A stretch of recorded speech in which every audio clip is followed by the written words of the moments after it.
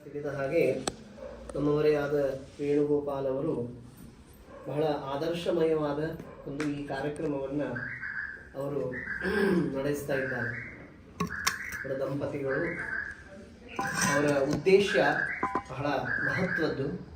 ಅವರ ಸೊಸೆ, ಅವರ ಒಂದು ಇಚ್ಛೆಯೂ ಅದೇ ಇದೆ. ನಾನು ಗರ್ಭಿಣಿ ಇರುವಾಗ ವಾಯುದೇವರ ಮಹಿಮೆಯನ್ನು ಶ್ರವಣ ಮಾಡಬೇಕು ಅನ್ನುವಂತಹ ವಿಶಿಷ್ಟವಾದ ಒಂದು ಇಚ್ಛೆ, ಅದು ಭಗವದ್ ಅನುಗ್ರಹದಿಂದ ಬಂದದ್ದು. ಯಾಕಂದರೆ ವಿಶೇಷವಾಗಿ ನಿರಂತರ ಶಾಸ್ತ್ರ ಶ್ರವಣ ಮಾಡಬೇಕು. ಅದರಲ್ಲೂ ವಿಶೇಷವಾಗಿ ಗರ್ಭಿಣಿ ಸ್ತ್ರೀಯರು ಸಚ್ಚಾಸ್ತ್ರಗಳ ಅಥವಾ ಭಗವಂತನ ಮಹಿಮಾ ಪ್ರತಿಪಾದಕವಾದ ಭಗವಂತನ ಗುಣಗಳ ಸ್ಮರಣೆ ಶ್ರವಣವನ್ನು ಮಾಡಿದರೆ ವಿಶಿಷ್ಟವಾದಂತಹ ಆ ಗರ್ಭದ ಉನ್ನಾಹ, ಆ ಗರ್ಭದಲ್ಲಿರುವ ಆ ಜೀವಕ್ಕೆ ವಿಶಿಷ್ಟವಾದ ಸಂಸ್ಕಾರವನ್ನು ಕೊಟ್ಟಂತೆ ಆಗ್ತದೆ. ಅದಕ್ಕೆ ಉದಾಹರಣೆ ಪ್ರಹ್ಲಾದರಾಜರು. ಪ್ರಸಿದ್ಧವಾದ ಕಥೆ. ಪ್ರಹ್ಲಾದರಾಜರಿಗೆ ನಾರದರ ಉಪದೇಶ, ಎಂಥ ಜ್ಞಾನ, ಅಂತಹ ದುಷ್ಟ ಶಕ್ತಿಯನ್ನೇ ಹಿಮ್ಮೆಟ್ಟಿಸುವ ಶಕ್ತಿಯನ್ನು, ಆಧ್ಯಾತ್ಮಿಕ ಶಕ್ತಿಯನ್ನು ಪಡೆದ ದಿಟ್ಟ ಬಾಲಕ ಪ್ರಹ್ಲಾದ.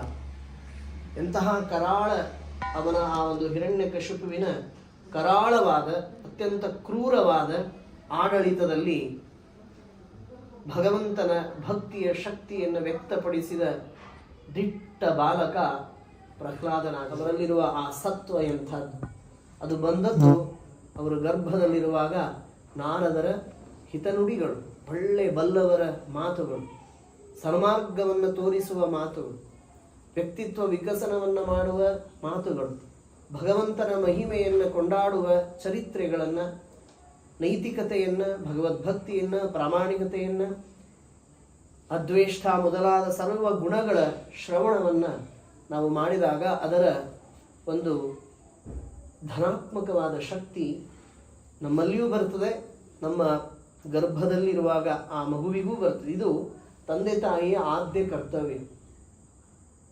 ತಂದೆ ತಾಯಿ ಮಕ್ಕಳನ್ನು ಪಡೆಯುವುದು ಎಷ್ಟು ಮಹತ್ವವೋ ಅಷ್ಟೇ ಮಹತ್ವ ಆ ಮಗು ಉತ್ತಮವಾದ ಸಾತ್ವಿಕ ಶಕ್ತಿಯನ್ನು ಹೊಂದಿದ ಮಗು ಆಗಬೇಕು. ಜಗತ್ತಿಗೆ ಅವನಿಂದ ಒಂದು ಕಲ್ಯಾಣ ಉಂಟಾಗಬೇಕು, ಅವನ ಆತ್ಮೋದ್ಧಾರವೂ ಆಗಬೇಕು, ಸಮಾಜದ ಒಳಿತು ಆ ಮಗುವಿನಿಂದ ಆಗಬೇಕು. ಸಮಾಜವನ್ನೇ ಉದ್ಧ್ವಸ್ತಗೊಳಿಸುವ ಆತ್ಮಘಾತವನ್ನು ಮಾಡಿಕೊಳ್ಳುವ ಮಕ್ಕಳಾದರೆ ಏನು ಪ್ರಯೋಜನ? ಅದಕ್ಕೆ ಮಕ್ಕಳನ್ನು ಪಡೆಯುವ ಹಿನ್ನೆಲೆ ಬಹಳ ಮಹತ್ವದ್ದು. ಶಾಸ್ತ್ರ ಅದನ್ನು ಹೇಳ್ತದೆ, ಬಹಳ ವಿಚಾರಗಳಿವೆ ಅದರಲ್ಲಿ. ಮದುವೆಯಾಗುವ ಹಿನ್ನೆಲೆಯೂ ಒಂದು ದೊಡ್ಡ ಸಾಂಪ್ರದಾಯಿಕವಾದ ಶಾಸ್ತ್ರದ ಒಂದು ಚೌಕಟ್ಟಿನಲ್ಲಿ ನಡಿಬೇಕು.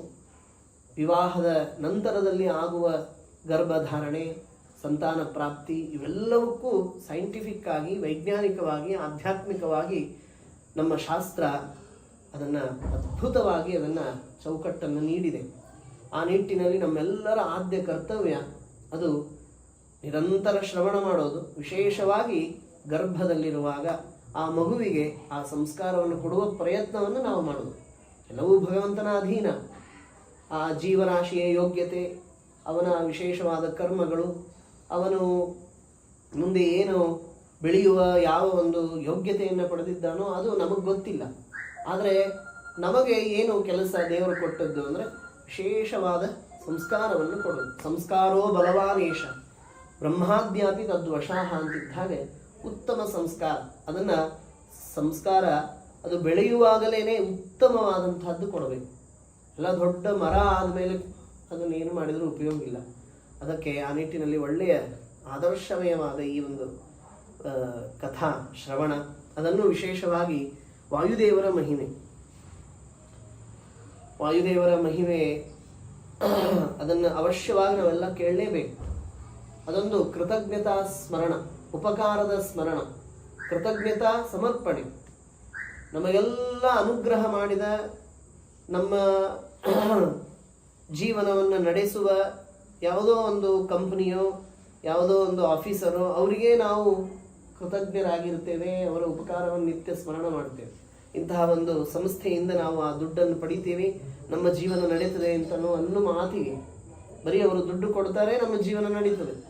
ಇಷ್ಟಕ್ಕೆ ನಾವು ಆಜೀವನ ಪರ್ಯಂತ ಅವರ ಆಳಾಗ್ತೇವೆ, ದಾಸರಾಗ್ತೇವೆ, ಅವರ ಸ್ಮರಣೆ ಮಾಡ್ತೇವೆ, ಅವರ ಆರಾಧನೆ ಮಾಡ್ತೇವೆ.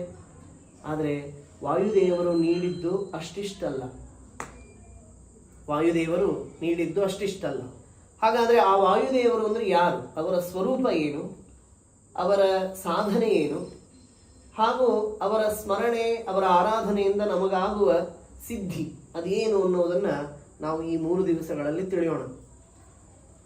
ಎಷ್ಟು ಉಪಕಾರ ಅಂದರೆ, ಭಗವಂತನ ನಂತರದಲ್ಲಿ ನಮ್ಮ ಮಧ್ವ ಸಿದ್ಧಾಂತ ಶ್ರೀಮದಾಚಾರ್ಯರು ನೀಡಿದ ಒಂದು ವಿಶಿಷ್ಟವಾದ ದ್ವೈತ ಸಿದ್ಧಾಂತದಲ್ಲಿ ತಾರತಮ್ಯ ಇದೆ.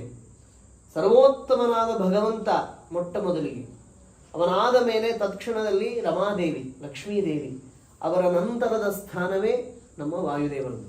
ಬಹಳ ದೊಡ್ಡ ದೇವರು, ಬಹಳ ದೊಡ್ಡ ದೇವತೆ, ಭಗವಂತನ ಅಧಿಷ್ಠಾನ. ಭಗವಂತ ಏನೆಲ್ಲ ಮಾಡ್ತಾನೋ, ಸೃಷ್ಟಿಯಾದಿ ಅಷ್ಟಕರ್ತೃತ್ವ ಸಕಲವೂ ಭಗವಂತನ ಅಧೀನ. ಆದರೆ ಆ ಭಗವಂತ ಅದನ್ನೆಲ್ಲ ಮಾಡಿಸುವುದು ಇವರಿಂದ. ಭಗವಂತ ಏನೇ ಮಾಡಿಸುವುದು ಎಲ್ಲವೂ ಈ ವಾಯುದೇವರನ್ನೇ ಮುಂದೆ ಇಟ್ಟುಕೊಂಡು ವಾಯುದೇವರಲ್ಲಿ ತಾನು ನಿಂತು ಮಾಡಿಸ್ತಾನೆ. ಹೀಗಾಗಿ ಆ ವಾಯುದೇವರ ಮಹಿಮೆ ಸಮಸ್ತವಾದ ವೇದಗಳಲ್ಲಿ ಬಂದಿದೆ.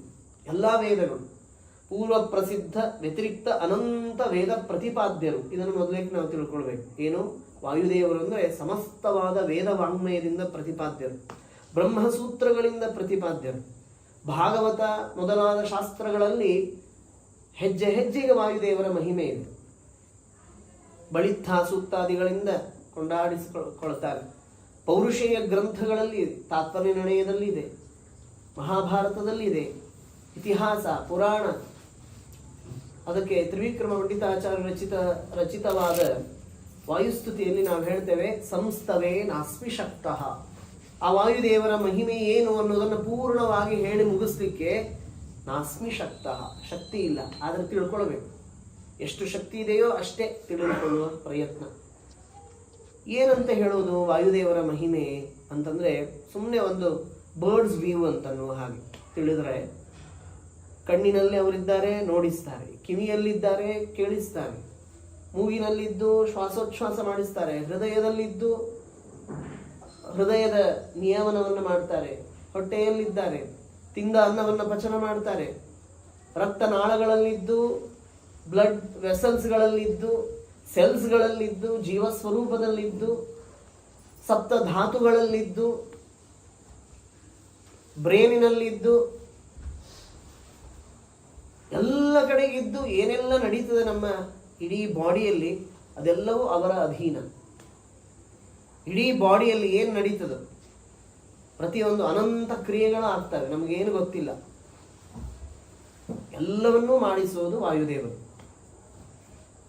ಅದನ್ನ ಅಷ್ಟೇ ಅಲ್ಲದೇನೆ ಮತ್ತೆ ಇಡೀ ಬ್ರಹ್ಮಾಂಡವನ್ನು ಹೊತ್ತು ನಿಂತವರು ವಾಯುದೇವರು. ಕೂರ್ಮ ರೂಪದಲ್ಲಿ ಹೊತ್ತು ನಿಂತಿದ್ದಾರೆ. ಬ್ರಹ್ಮಾಂಡ ನಾವೆಲ್ಲ ನಿಂತಿದ್ದು ಈ ಭೂಮಿ, ಇದನ್ನು ಹೊತ್ತಿ ನಿಂತವರು ಯಾರು? ಶೇಷದೇವರು. ಆ ಶೇಷದೇವರನ್ನ ಹೊತ್ತು ನಿಂತವರೇ ವಾಯುದೇವರು ಕೂರ್ಮ ರೂಪದಿಂದ. ಕೂರ್ಮ ರೂಪದ ವಾಯುದೇವರನ್ನ ಧಾರಣೆ ಮಾಡಿದವನು ವಿಷ್ಣು ಕೂರ್ಮ. ಭಗವಂತ ತನ್ನ ಆಮೆಯ ರೂಪದಲ್ಲಿ ಒಂದು ಬಾಲದ ಮೇಲೆ ಇಡೀ ವಾಯುದೇವರನ್ನ ಧಾರಣೆ ಮಾಡಿದ್ದಾನೆ. ಆ ಧಾರಣೆ ಮಾಡಿದ ಆ ವಾಯುದೇವರನ್ನ ಆಶ್ರಯಿಸಿ ಶೇಷದೇವರು, ಆ ಶೇಷದೇವರ ತಲೆಯ ಮೇಲೆ ಈ ಭೂಮಿ ನಿಂತಿದೆ ಅಂತ ನಾವು ಪೀಠ ಪೂಜೆಯನ್ನು ಮಾಡುವಾಗ ಇದನ್ನು ನಾವು ಅನುಸಂಧಾನ ಮಾಡ್ತೇವೆ. ಹೀಗಾಗಿ ನಾವು ಬದುಕುವುದು ಈ ಭೂಮಿಯ ಮೇಲೆ, ಈ ಭೂಮಿ ನಿಂತದ್ದು ವಾಯುದೇವರ ಅನುಗ್ರಹದಿಂದ. ಹೀಗೆ ಹೊರಗಡೆ ಮತ್ತು ಒಳಗಡೆ ಎಲ್ಲ ಕಡೆಗೂ ವ್ಯಾಪ್ತರಾಗಿ ಜೀವಸ್ವರೂಪದಲ್ಲಿ ಅವರಿಗೆ ಪ್ರವೇಶ ಇದೆ. ಇನ್ಯಾವ ದೇವತೆಗಳಿಗೂ ಪ್ರವೇಶ ಇಲ್ಲ. ಅಷ್ಟರ ಮಟ್ಟಿಗೆ ವಾಯುದೇವರ ವ್ಯಾಪ್ತಿ. ಸುಮಧ್ವ ವಿಜಯದಲ್ಲಿ ಅವರ ಮಾತು ಬರ್ತದೆ. 3 ಕೋಟಿ ರೂಪಗಳಿವೆ, ಒಂದಲ್ಲ ಎರಡಲ್ಲ. ಎಷ್ಟು ರೂಪಗಳು? 3 ಕೋಟಿ ರೂಪಗಳನ್ನು ಧಾರಣೆ ಮಾಡುವ ಸಾಮರ್ಥ್ಯ ವಾಯುದೇವರ ಸಾಮರ್ಥ್ಯ. ಇದನ್ನೆಲ್ಲ ವಿಸ್ತಾರವಾಗಿ ಒಂದೊಂದು ಉಪನಿಷತ್ತನ್ನು ತೆಗೆದುಕೊಂಡಾಗ ಅವರ ರೂಪಗಳ ಬಗ್ಗೆ, ಅವರ ಕಾರ್ಯಗಳ ಬಗ್ಗೆ, ಅದನ್ನು ಅನುಸಂಧಾನ ಮಾಡಿದ, ಅದನ್ನು ತಿಳಿದ ನಮಗೆ ಆಗುವ ಫಲಗಳ ಬಗ್ಗೆ ಎಷ್ಟು ಅದ್ಭುತವಾಗಿ ನಮ್ಮ ಶ್ರೀಮದ್ ಆಚಾರ್ಯರು ಭಾಷ್ಯದಲ್ಲಿ ರಚನೆ ಮಾಡಿಕೊಡ್ತಾರೆ. ನಿಮಗೆ ಆಯುಷ್ಯ ಬೇಕಾ, ವಾಯುದೇವರನ್ನ ನೆನೆಯಿರಿ. ನಿಮಗೆ ಕಾಂತಿ ಬೇಕಾ, ವಾಯುದೇವರ ಸ್ಮರಣೆ. ನಿಮಗೆ ಓಜಸ್ಸು ಬೇಕಾ, ಒಳ್ಳೆಯ ಅನ್ನದ ಭೋಗ ಬೇಕಾ, ಒಳ್ಳೆಯ ಅನ್ನ ಊಟ ಮಾಡಬೇಕಾ, ವಾಯುದೇವರ ಸ್ಮರಣೆ. ಒಳ್ಳೆಯ ಐಶ್ವರ್ಯ, ಸಂಪತ್ತು, ಸಂತಾನ, ವಾಯುದೇವರ ಸ್ಮರಣೆ ಹೇಳಿದ್ದಾರೆ. ಒಳ್ಳೆಯ ಆರೋಗ್ಯ ಬೇಕು, ವಾಯುದೇವರು. 4 ಜನ ನಿಮ್ಮನ್ನ ಹೊಗಳಬೇಕು, ನಿಮಗೆ ಅನುಕೂಲರಾಗಬೇಕು, ವಾಯುದೇವರ ಅನುಗ್ರಹ ಬೇಕು. ನಮ್ಮ ಕೇಡುಗಳು, ಕೆಡುಕುಗಳು, ನೆಗೆಟಿವಿಟೀಸು, ಪಾಪಗಳು, ದುರಿತಗಳು ದೂರ ಆಗಬೇಕಾ, ವಾಯುದೇವರ ಸ್ಮರಣೆ. ಪ್ರತಿಯೊಂದು ಹಂತದಲ್ಲಿಯೂ ಕೂಡ ಫಲವನ್ನು ಹೇಳಿದ್ದಾರೆ ಶ್ರೀಮದಾಚಾರ್ಯರು. ವೇದಗಳಲ್ಲಿಯೂ ಅದನ್ನು ಹೇಳಿದೆ. ಹೀಗೆ ಅನುಸಂಧಾನ ಮಾಡಿದರೆ ನಿಮಗೇನು ಪ್ರಾಪ್ತಿ ಆಗ್ತದೆ? ಈಗ ಉದಾಹರಣೆಗೆ ಉತ್ತಮ ಸಂತಾನ ಆಗಬೇಕಾಗಿದೆ ಅಲ್ವಾ, ನಿಮಗೆ ಅಪೇಕ್ಷೆ ಇದೆ ಅಲ್ವಾ, ಅದಕ್ಕೆ ಏನಂತ ಉಪಾಸನೆ ಮಾಡಬೇಕು ಅಂದರೆ ಅಲ್ಲಿ ಹೇಳ್ತಾರೆ, ಭಗವಂತನ ದ್ವಾರಪಾಲಕರಾಗಿದ್ದಾರೆ ವಾಯುದೇವರು ಅಂತ ಉಪಾಸನೆ ಮಾಡ್ರಿ. ಇದರಿಂದ ಉತ್ತಮ ಸಂತಾನ ಆಗ್ತದೆ. ಎಂತಹ ಕಾರುಣ್ಯ! ದ್ವಾರಪಾಲಕರಾಗಿದ್ದಾರೆ ಅಂತ ತಿಳಿದ್ರೆ ಸಾಕು, ನಮಗೆ ಉತ್ತಮ ಸಂತಾನವಾಗ್ತದೆ. ಯಾವ ದೇವತೆ ಕೊಡ್ತಾರಲ್ರಿ, ಎಷ್ಟು ದೊಡ್ಡ ಕಾರುಣ್ಯ! ಭಗವಂತನ ವಿಷ್ಣು ಲೋಕದ ದ್ವಾರಪಾಲಕರು. ಅಷ್ಟೇ ಅಲ್ಲ, ಹೃದಯದ ದ್ವಾರಗಳು. ಹೃದಯದಲ್ಲಿ ದೇವರಿದ್ದಾನೆ, ಅವನ ಮನೆ ಹೃದಯ. ಅಲ್ಲಿ ಪೂರ್ವ, ಪಶ್ಚಿಮ, ದಕ್ಷಿಣ, ಉತ್ತರ ಮತ್ತು ಊರ್ಧ್ವ, ಈಗ 5 ಬಾಗಿಲುಗಳಿವೆ ಭಗವಂತನ ಮನೆಗೆ. ಆ 5 ಬಾಗಿಲುಗಳಲ್ಲೂ ಇರುವಂತಹ ಒಬ್ಬೊಬ್ಬ ದೇವತೆಯಲ್ಲೂ ಅವರು ಇದ್ದು ಪ್ರಧಾನವಾಗಿ ಊರ್ಧ್ವ ದ್ವಾರದ ದ್ವಾರಪಾಲಕರಾಗಿ ಇರುವುದು ಇದು ವಾಯುದೇವರ ದೊಡ್ಡ ಮಹಿಮಾ. ಅದನ್ನು ತಿಳಿದ್ರೆ ಉತ್ತಮ ಸಂತತಿ. ಅದನ್ನು ನಾವು ತಿಳಿತಾ ಹೋಗೋಣ, ಒಂದೊಂದೇ ತಿಳಿತಾ ಹೋಗೋಣ. ಬಹಳ ಇದೆ, ಸಂಸ್ಥವೇ ನಾಸ್ಮಿ ಶಕ್ತಃ. ಆದರೂ ಕೂಡ ಅನುಗ್ರಹದಿಂದ ಏನು ಭಗವಂತ ನುಡಿಸ್ತಾನೋ ಅದನ್ನು ನಾನು ಹೇಳಲಿಕ್ಕೆ ಪ್ರಯತ್ನವನ್ನು ಮಾಡ್ತೇನೆ.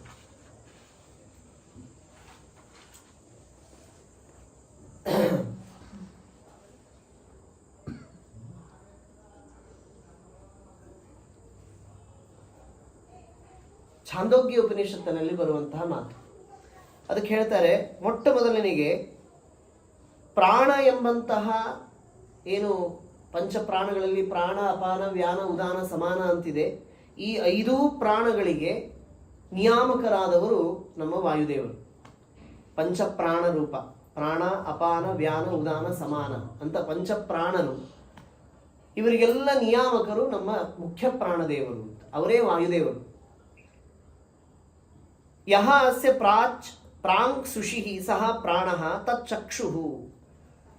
ಅಂದ್ರೆ ಪ್ರಾಣಕ್ಕೆ ಅಭಿಮಾನಿಯಾದ, ಪ್ರಾಣ ಎಂಬಂತಹ ಏನೋ ಒಂದು ತತ್ವ ಇದೆ, ಅದಕ್ಕೆ ಅಭಿಮಾನಿಯಾದ ತಚ್ಚಕ್ಷು. ಆಮೇಲೆ ಚಕ್ಷುರಿಂದ್ರಿಯಕ್ಕೆ ಅಭಿಮಾನಿಯಾದ ಯಾವ ಆದಿತ್ಯ ಇದ್ದಾನೋ ಅವನು ಪೂರ್ವ ದಿಕ್ಕಿನ ದ್ವಾರಪಾಲಕ. ಭಗವಂತನ ಅರಮನೆಯೇ, ಅದಕ್ಕೆ ಪೂರ್ವ ದಿಕ್ಕಿಗೆ ಅಲ್ಲಿ ದ್ವಾರಪಾಲಕರಾಗಿರುವವನು ಆದಿತ್ಯ. ತದೇತತ್ತೇಜ ಅನ್ನಾದ್ಯಂ ಇತ್ಯುಪಾಸೀತ. ಆ ಆದಿತ್ಯನ ಅಂತರ್ಯಾಮಿಯಾದ ಪ್ರಾಣನಾಮಕರಾದ ವಾಯುದೇವರಿಗೆ ನಿಯಾಮಕರಾದ ಯಾವ ಮುಖ್ಯ ಪ್ರಾಣದೇವರಿದ್ದಾರೋ ಇವರು ಯಾವುದಕ್ಕೆ ಅಭಿಮಾನಿಗಳು, ಯಾವುದನ್ನು ಕೊಡಲಿಕ್ಕೆ ಸಮರ್ಥರು ಅಂದರೆ ತೇಜಸ್ಸು ಹಾಗೂ ಅನ್ನವನ್ನ ಮತ್ತು ಒಳ್ಳೆಯ ತೇಜಸ್ಸನ್ನು, ಕಾಂತಿಯನ್ನು ಕೊಡುವುದಕ್ಕೆ ನಿಯಾಮಕರಾಗಿ ಅಲ್ಲಿ ಬಾಗಿಲದಲ್ಲಿ ನಿಂತಿದ್ದಾರೆ ಅಂತ ತಿಳಿದ್ರೆ, ಇದನ್ನು ಯಾರು ತಿಳಿತಾರೋ ಅವರು ಏನು ಪಡಿತಾರೆ ಅಂದರೆ ಉತ್ತಮವಾದಂತಹ ಅನ್ನವನ್ನು ಪಡಿತಾರೆ. ಒಳ್ಳೆಯ ಅನ್ನ, ಅದಕ್ಕೆ ಕೊರತೆನೇ ಇಲ್ಲ. ಒಳ್ಳೆಯ, ಈಗ ನೋಡಿ ಎಷ್ಟೋ ಜನಕ್ಕೆ ಮನೆಯಲ್ಲಿ ಅಕ್ಕಿ ಚೀಲಗಳಿರ್ತವೆ, ಆದರೆ ಒಂದು ಸ್ವಲ್ಪ ಅನ್ನ ಊಟ ಮಾಡೋ ಹಾಗಿರೋ ಹಾಗಿಲ್ಲ. ಇಂತಹ ಪ್ರಾರಬ್ಧಗಳಿಗೆ ಪರಿಹಾರ ನಮ್ಮ ವಾಯುದೇವರ ಉಪಾಸನೆ. ಉತ್ತಮವಾದ ಅನ್ನದ ಭೋಗ ನಿಮಗೆ ಬೇಕು, ವಾಯುದೇವರ ಉಪಾಸನೆ. ಇನ್ನು 2ನೆಯ ದ್ವಾರ, ಅದಕ್ಕೆ ದಕ್ಷಿಣ ದಿಕ್ಕಿಗೆ ಚಂದ್ರ, ಅವನು ದ್ವಾರಪಾಲಕ. ಆ ಚಂದ್ರನಲ್ಲಿ ವ್ಯಾನ ಎಂಬಂತಹ ವಾಯುದೇವರ ನಿಯಾಮಕರಾದ ಮುಖ್ಯ ಪ್ರಾಣದೇವರು ಇದ್ದಾರೆ. ಅವರು ಶ್ರೀ ಮತ್ತು ಯಶಸ್ಸುಗಳಿಗೆ ಅಭಿಮಾನಿಗಳಾಗಿ ಇದ್ದಾರೆ. ಶ್ರೀ ಅಂದರೆ ಸಂಪತ್ತು ಮತ್ತು ಯಶಸ್ಸು ಅಂದರೆ ಕೀರ್ತಿ.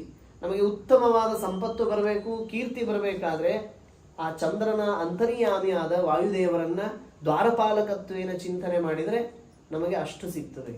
ಇದು ಛಾಂದೋಗ್ಯ ಉಪನಿಷತ್ ಹೇಳುವಂತಹ ಮಾತು.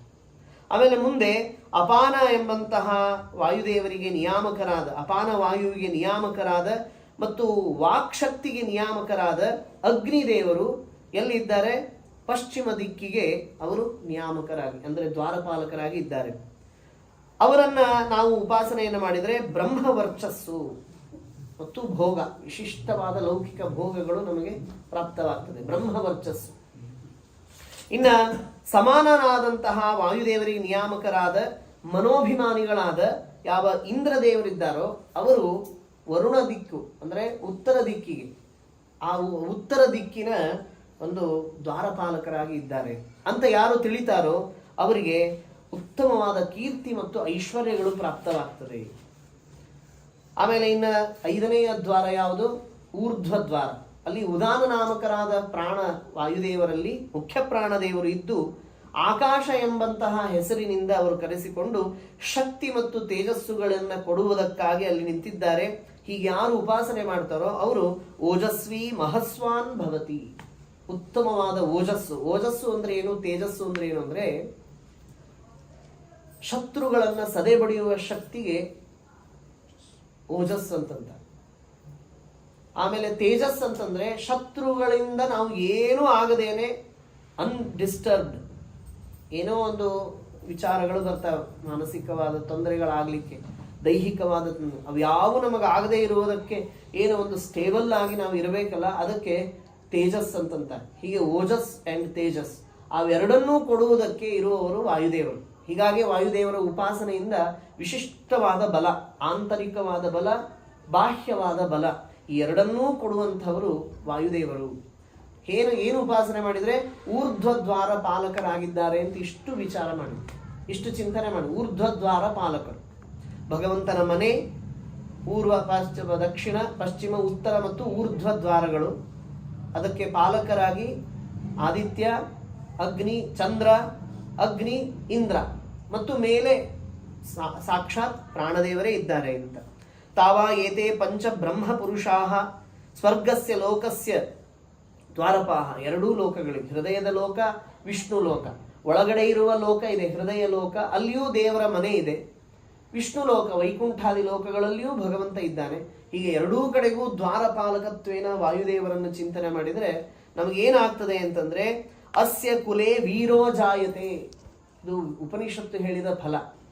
ಅಸ್ಯ ಕುಲೆ, ಯಾರು ಇದನ್ನು ಶ್ರವಣ ಮಾಡ್ತಾರೋ ಅವರ ಮನೆಯಲ್ಲಿ, ಅವರ ಮನೆತನದಲ್ಲಿ ವೀರನು ಹುಟ್ಟುತ್ತಾನೆ, ಪರಾಕ್ರಮಿಯು ಹುಟ್ಟುತ್ತಾನೆ, ಉತ್ತಮವಾದಂತಹ ಶಕ್ತಿಯುತನಾದ ಸಂತಾನ ಅವರ ಮನೆಯಲ್ಲಿ ಆಗ್ತದೆ ಅನ್ನೋದನ್ನು. ಯಾಕೆ ನಾನು ಇನ್ನು ಪ್ರಾರಂಭದಲ್ಲಿ ಹೇಳಿದೆ ಅಂದ್ರೆ ವಿಶಿಷ್ಟವಾದ ಇಚ್ಛೆಯೇ ಅದಿದೆ, ಉತ್ತಮ ಸಂತಾನ ಆಗಬೇಕು ಅನ್ನೋದು. ಯಾರಿಗೆ ಆಗಬೇಕು ಅಂತಿದೆ, ಆಗುವುದಿದೆ, ಎಲ್ಲರಿಗೂ ಇದು ಉಪಯುಕ್ತವಾಗ್ತದೆ. ದ್ವಾರಪಾಲಕತ್ವೇನ ಪ್ರಾಣದೇವರ ಒಂದು ವಿಶಿಷ್ಟವಾದ ಚಿಂತನೆ ನೋಡಿ. ಹೇಳ್ತಾರೆ ಅಸ್ಯ ಕುಲೆ ವೀರೋ ಜಾಯತೆ ಅಂತ, ಇದು ಉಪನಿಷತ್ತು ಹೇಳ್ತದೆ. ಅದಕ್ಕೆ ಭಾಷ್ಯದಲ್ಲಿ ಶ್ರೀಮದಾಚಾರ್ಯ ಹೇಳ್ತಾರೆ ಪ್ರಧಾನ ವಾಯು ಆಕಾಶ, ಅವರಿಗೆ ಆಕಾಶ ಅಂತ ಕರೀತಾರೆ. ಸಾರ್ವಜ್ಞಾದ ಉನ್ನತೆ ಸ್ಥತ, ಸರ್ವಜ್ಞರಾದರಿಂದ ಅವರಿಗೆ ಆಕಾಶ ಅಂತ ಹೆಸರು. ಮತ್ತು ಎಲ್ಲ ಜೀವರಿಗಿಂತಲೂ ಎಲ್ಲ ದೇವತೆಗಳಿಗಿಂತಲೂ ಉತ್ತಮರಾದದ್ದರಿಂದಾಗಿ ಅವರಿಗೆ ಆಕಾಶ ಅಂತ ಕರೀತಾರೆ. ಉದಾನ ಊರ್ಜಿತತ್ವ, ಅವರು ಊರ್ಜಿತರಾಗಿದ್ದಾರೆ, ಉತ್ತಮರಾಗಿದ್ದಾರೆ, ಹೀಗಾಗಿ ಅವರಿಗೆ ಉದಾನ ಅಂತ ಕರೀತಾರೆ. ಹೀಗೆ ಯಾರು ಅವರನ್ನ ವಿಚಾರ ಮಾಡ್ತಾರೋ ಅವರಿಗೆ ವಿಷ್ಣು ಲೋಕಂ ತಥಾ ಗಚ್ಚೇತ್ ಭವೇದಪಿ ಸುಸಂತತಿ. ಇದು ಶ್ರೀಮದಾಚಾರ್ಯರ ಮಾತು. ಭವೇದಪಿ ಸುಸಂತತಿ, ಒಳ್ಳೆಯ ಸಂತತಿ, ಒಳ್ಳೆಯ ಮಕ್ಕಳು, ಧಾರ್ಮಿಕ ಮಕ್ಕಳು, ಶಕ್ತಿಯುತವಾದ ಮಕ್ಕಳು ನಮಗೆ ಬರಬೇಕಾದ್ರೆ ಇದು ವಾಯುದೇವರ ಉಪಾಸನೆ ಎಷ್ಟು ಮಹತ್ವದ್ದು. ಅದು ನಮ್ಮ ಶ್ರೀಮದಾಚಾರ್ಯ ಕೊಟ್ಟಂತಹ ಜ್ಞಾನ, ಶ್ರೀಮದಾಚಾರ್ಯರು ನೀಡಿದ ಉಪಾಸನೆಯ ಮಾರ್ಗ. ನಾವೆಲ್ಲ ಏನು ತಿಳ್ಕೊಳ್ತೇವೆ? ಚೆನ್ನಾಗಿ ಧನ ಗಳಿಸಿದರೆ ಮಾತ್ರ ನಾವು ಶಕ್ತಿವಂತರು, ನಾವು ಶ್ರೀಮಂತರಾದರೆ ಮಾತ್ರ ಶಕ್ತಿ. ಅಷ್ಟೇ ಅಲ್ಲ, ಆಂತರಿಕವಾಗಿ ಶ್ರೀಮಂತರಾಗಬೇಕು, ಬಾಹ್ಯದಲ್ಲಿಯೂ ಕೂಡ ವಿಶಿಷ್ಟವಾದ ಯಶಸ್ಸು, ಕೀರ್ತಿ, ಐಶ್ವರ್ಯ, ಭೋಗ ಇವೆಲ್ಲವೂ ಪ್ರಾಪ್ತವಾಗಲಿಕ್ಕೆ ಬರೀ ಧನ ಅಷ್ಟೇ ಉಪಯೋಗ ಇಲ್ಲ. ಉತ್ತಮವಾದ ಉಪಾಸನೆ ಎನ್ನುವುದು ನಮಗೆ ಅತ್ಯಂತ ಅವಶ್ಯಕ ಇದೆ. ಅದಕ್ಕೆ ಬೇಕಾದದ್ದು ವಾಯುದೇವರ ಉಪಾಸನೆ. ಇದು ಮೊದಲೇದು. ಹೀಗಾಗಿ ವಾಯುದೇವರನ್ನ ಹೀಗೆ ಅನೇಕ ವಿಚಾರಗಳನ್ನ ಹೇಳ್ತಾ ಹೋಗ್ತಾರೆ. ಬರೀ ವಾಯುದೇವರನ್ನು ಹೀಗೆ ಉಪಾಸನೆ ಮಾಡಿದ್ರೆ ನಾವು ಅಷ್ಟೇ ಪಡೆಯೋದಲ್ಲ, ಲಕ್ಷ್ಮೀದೇವಿಯೂ ಕೂಡ ವಾಯುದೇವರ ಉಪಾಸನೆಯಿಂದ, ಅಂದ್ರೆ ವಾಯುದೇವರನ್ನ ಅವಳೇನು ಹಿಂಗೆ ಧ್ಯಾನ ಮಾಡಬೇಕಾಗಿಲ್ಲ, ಆದರೆ ವಾಯುದೇವರು ಹುಟ್ಟಿದ್ದಾರೆ ಭಗವಂತನಿಂದ. ಭಗವಂತನಿಂದ ವಾಯುದೇವರು ಈ ರೂಪದಿಂದ ಹುಟ್ಟಿದ್ದಾನೆ ಅಂತ ಚಿಂತನೆ ಮಾಡಿ ಅವಳು ಅಜರಾಮರಳಾಗಿದ್ದಾಳೆ ಅಂತ ಅವಳೇ ಹೇಳ್ಕೊಳ್ತಾಳೆ. ಅದು ಉಪನಿಷತ್ತಿನಲ್ಲಿ ಬಂದ ಮಾತು, ಛಾಂದೋಗ್ಯ ಉಪನಿಷತ್ತಿನಲ್ಲಿ ಬರುವಂತಹ ಮಾತು ಏನು? ಭಗವಂತನ ಚಿಂತನೆಯನ್ನು ಮಾಡೋಣ. ಮೊದಲಿಗೆ ಏನು? 4 ಕೈಗಳು, ಮೇಲಿನ ಕೈಯಲ್ಲಿ ಚಕ್ರ, ಅದರ ಕೆಳಗಡೆ ಶಂಖ, ಈ ಕಡೆಗೆ ಮೇಲೆ ಗದೆ, ಈ ಕಡೆಗೆ ಪದ್ಮ ಹೀಗೆ ಹಿಡಿದಿದ್ದಾನೆ. ಇದನ್ನ ನಾವು ವಿಚಾರ ಮಾಡೋದಲ್ಲ, ಲಕ್ಷ್ಮೀದೇವಿ ಚಿಂತನೆ ಮಾಡಿದ್ದಾಳಂತೆ. ಎಷ್ಟು ಗಹನವಾದ ವಿಚಾರಗಳಿವೆ ಇಲ್ಲೆಲ್ಲಿ. ಕಥೆ ಇಲ್ಲ, ಆದರೆ ತತ್ವಗಳಿವೆ, ಉಪಾಸನೆ ಇದೆ. ವಾಯುದೇವರ ಮಹಿಮೆ ಅಂದ್ರೆ ಕಥೆ ಅಂದ್ರೆ ಹನುಮಂತ ದೇವರು, ಭೀಮಸೇನ್ ದೇವರು ಮತ್ತೆ ಶ್ರೀಮದಾಚಾರ್ಯ ಇದ್ರೆ ಕಥೆಯನ್ನೇ ಹೇಳ್ಬೋದು. ಆದರೆ ಅವರ ಮೂಲ ಸ್ವರೂಪ ಭೀಮ ಮಧ್ವ ಎಂಬ ಅವತಾರ ಇದು ಬೇರೆ. ಅದಕ್ಕೆ ಮೂಲ ರೂಪ ಏನು ವಾಯುದೇವರದಿದೆ ಅದನ್ನು ತಿಳಿಯುವಾಗ ಎಷ್ಟೆಲ್ಲ ಗಹನ ವಿಚಾರಗಳಿವೆ. ಪ್ರಾಯ ಅದನ್ನ ಉಪನಿಷತ್ತುಗಳನ್ನು ಓದಿದಾಗ ಮಾತ್ರ ಅರ್ಥ ಆಗುತ್ತೆ. ಪ್ರಸ್ತುತವಾಗಿ ನಾವು ಮೊನ್ನೆ ಮಾತಾಡಿದ ಹಾಗೆ ಬರೀ ಹನುಮಂತನ ಅವತಾರ, ಆಮೇಲೆ ಭೀಮಸೇನ್ ದೇವರ ಅವತಾರ ಮತ್ತು ಶ್ರೀಮದಾಚಾರ್ಯರು ಅಂತ ನಾವು ಅಷ್ಟೇ ಕೇಳಿ ಮುಗಿಸ್ಬಿಡ್ತೇವೆ. ಇದೇ ವಾಯುದೇವರೇನು ಅಂತ. ಸರ್ವಥಾ ಅಲ್ಲ, ಅದು ವಾಯುದೇವರ ಅವತಾರಗಳ ಕಾರ್ಯ. ಆದರೆ ಮೂಲ ವಾಯುದೇವರು ಅನ್ನುವಂತಹ ಏನೋ ಒಂದು ಪದವಿ ಇದೆ, ಏನೊಬ್ಬ ದೇವ ಇದ್ದಾನೆ, ದೇವತೆ ಇದ್ದಾನೆ, ಅವನ ವಿಸ್ತಾರವಾದಂತಹ ವ್ಯಾಪಕವಾದಂತಹ ಮಹಿಮೆಗಳನ್ನು ನಾವು 10 ಉಪನಿಷತ್ತುಗಳಲ್ಲಿ ನಾವು ಕಾಣಬಹುದು. ಎಲ್ಲ ಉಪನಿಷತ್ತಲ್ಲಿ, ಅದರಲ್ಲಿ ಪ್ರಧಾನವಾಗಿ 10 ಉಪನಿಷತ್ತನೆ. ಅಲ್ಲಿ ಒಂದು ಮಹತ್ವದ ಒಂದು ಮಾತು ಬರ್ತದೆ. ಏನು? ತಸ್ಯ ಪ್ರಾಚೀ ದಿಕ್ ಜುಹೂರ್ ನಾಮ. ಆ ಪ್ರಾಚೀ ದಿಕ್ ಅಂದ್ರೆ ಪೂರ್ವ ದಿಕ್ಕು, ಅದಕ್ಕೆ ಆಶ್ರಯವನ್ನು ಹೊಂದಿದ ಒಂದು ಕೈ. ನೋಡು, 4 ದಿಕ್ಕುಗಳಿಗೂ ಆಶ್ರಯ ಭಗವಂತನ 4 ಕೈಗಳು ಅಂತ ಚಿಂತನೆ ಮಾಡಬೇಕು. ದೇವರನ್ನು ಚಿಂತನೆ ಮಾಡುವಾಗ 4 ಕೈಗಳು 4 ದಿಕ್ಕಿಗೆ ಏನಾಗಿವೆ? ಆಶ್ರಯವನ್ನು ಪಡೆದಿವೆ, ಆಶ್ರಯವನ್ನು ಕೊಟ್ಟಿವೆ.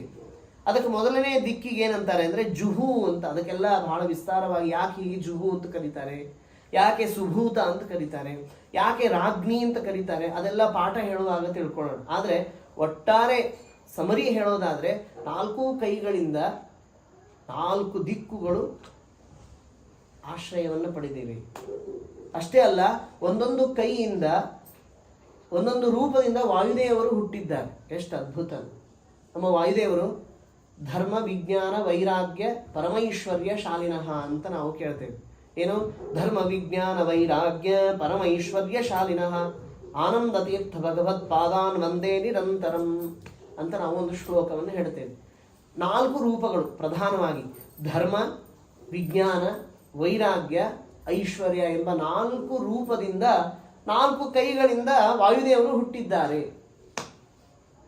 ಒಂದು ಕೈಯಿಂದ ಧರ್ಮ, ಎರಡನೇ ಕೈಯಿಂದ ವಿಜ್ಞಾನ, ಮೂರನೇ ಕೈಯಿಂದ ವೈರಾಗ್ಯ, 4ನೇ ಕೈಯಿಂದ ಐಶ್ವರ್ಯ ಎಂಬ ಹೆಸರಿನಿಂದ ವಾಯುದೇವರು ಹುಟ್ಟಿದ್ದಾರೆ ಅಂತ ಲಕ್ಷ್ಮೀದೇವಿ ತಿಳಿದಿದ್ದಾಳೆ. ಹೀಗಾಗಿ ಲಕ್ಷ್ಮೀದೇವಿ ಏನು ಹೇಳ್ತಾಳೆ ಅಂದ್ರೆ, ನಾನು ಒಟ್ಟಾರೆ ಹುಟ್ಟೇ ಇಲ್ಲ, ಅನಾದಿ ಕಾಲದಿಂದ ಇದನ್ನು ನಾನು ಚಿಂತನೆ ಮಾಡ್ತಾ ಇದ್ದದ್ರಿಂದ ನಾನು ಹುಟ್ಟಿ ಮಕ್ಕಳಂತೆ ಅತ್ತಿಲ್ಲ. ನೋಡಿ, ಇವೆಲ್ಲ ಮಾತುಗಳು ನಾನು ಹೇಳ್ತಾ ಇಲ್ಲ, ಉಪನಿಷತ್ತಿನಲ್ಲಿ ಬಂದ ಮಾತುಗಳು. ಏನ್ ಹೇಳ್ತಾರೆ ನೋಡ್ರಿ.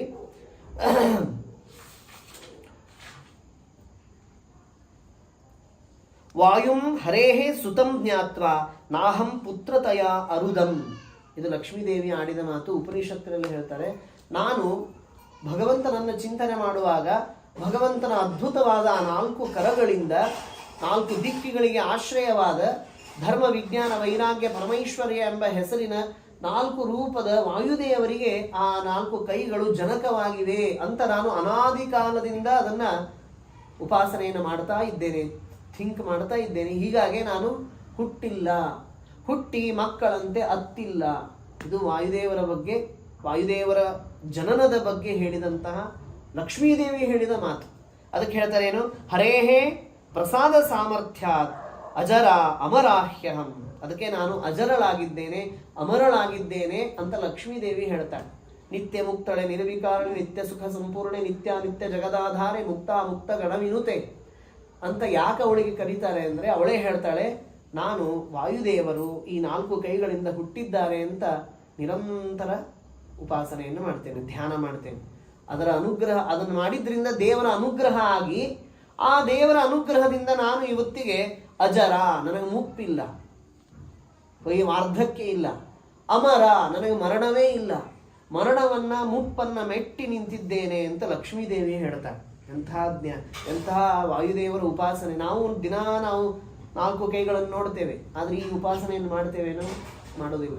ಧರ್ಮ ವಿಜ್ಞಾನ ವೈರಾಗ್ಯ ಪರಮೈಶ್ವರ್ಯ ಶಾಲಿನಃ, ಇದನ್ನು ಅಂತ ಹೋಗ್ಬೇಕು. ಧರ್ಮ ವಿಜ್ಞಾನ ವೈರಾಗ್ಯ ಪರಮೈಶ್ವರ್ಯ ಶಾಲಿನಃ. ವಾಯುದೇವರ ಮಹಿಮೆ ಎಂಥದ್ದು ಅದ್ಭುತವಾಗಿದೆ. ಅದಕ್ಕಿಲ್ಲ ಹೇಳ್ತಾರೆ, ಅನಾದಿಕಾಲ ಸಂಬಂಧ ಇತ್ಯುವಾಚ ಪರಾರಮ. ಶ್ರೀಮದಾಚಾರ್ಯ ಇಲ್ಲಿ ಭಾಷ್ಯದಲ್ಲಿ ನಮ್ಗೆ ಹೇಳ್ತಾರೆ, ರಮಾ ಉವಾಚ, ಲಕ್ಷ್ಮೀದೇವಿ ಹೇಳಿದ ಮಾತಿದು. 4 ಕೈಗಳು, ಧರ್ಮ ವಿಜ್ಞಾನ ವೈರಾಗ್ಯ ಪರಮೈಶ್ವರ್ಯ. ಅದು ಎಷ್ಟು ಸಿಂಬಾಲಿಕ್ ಆಗಿದೆ ಅಂದ್ರೆ ಚಕ್ರವನ್ನು ಹಿಡಿದಿದ್ದಾರೆ.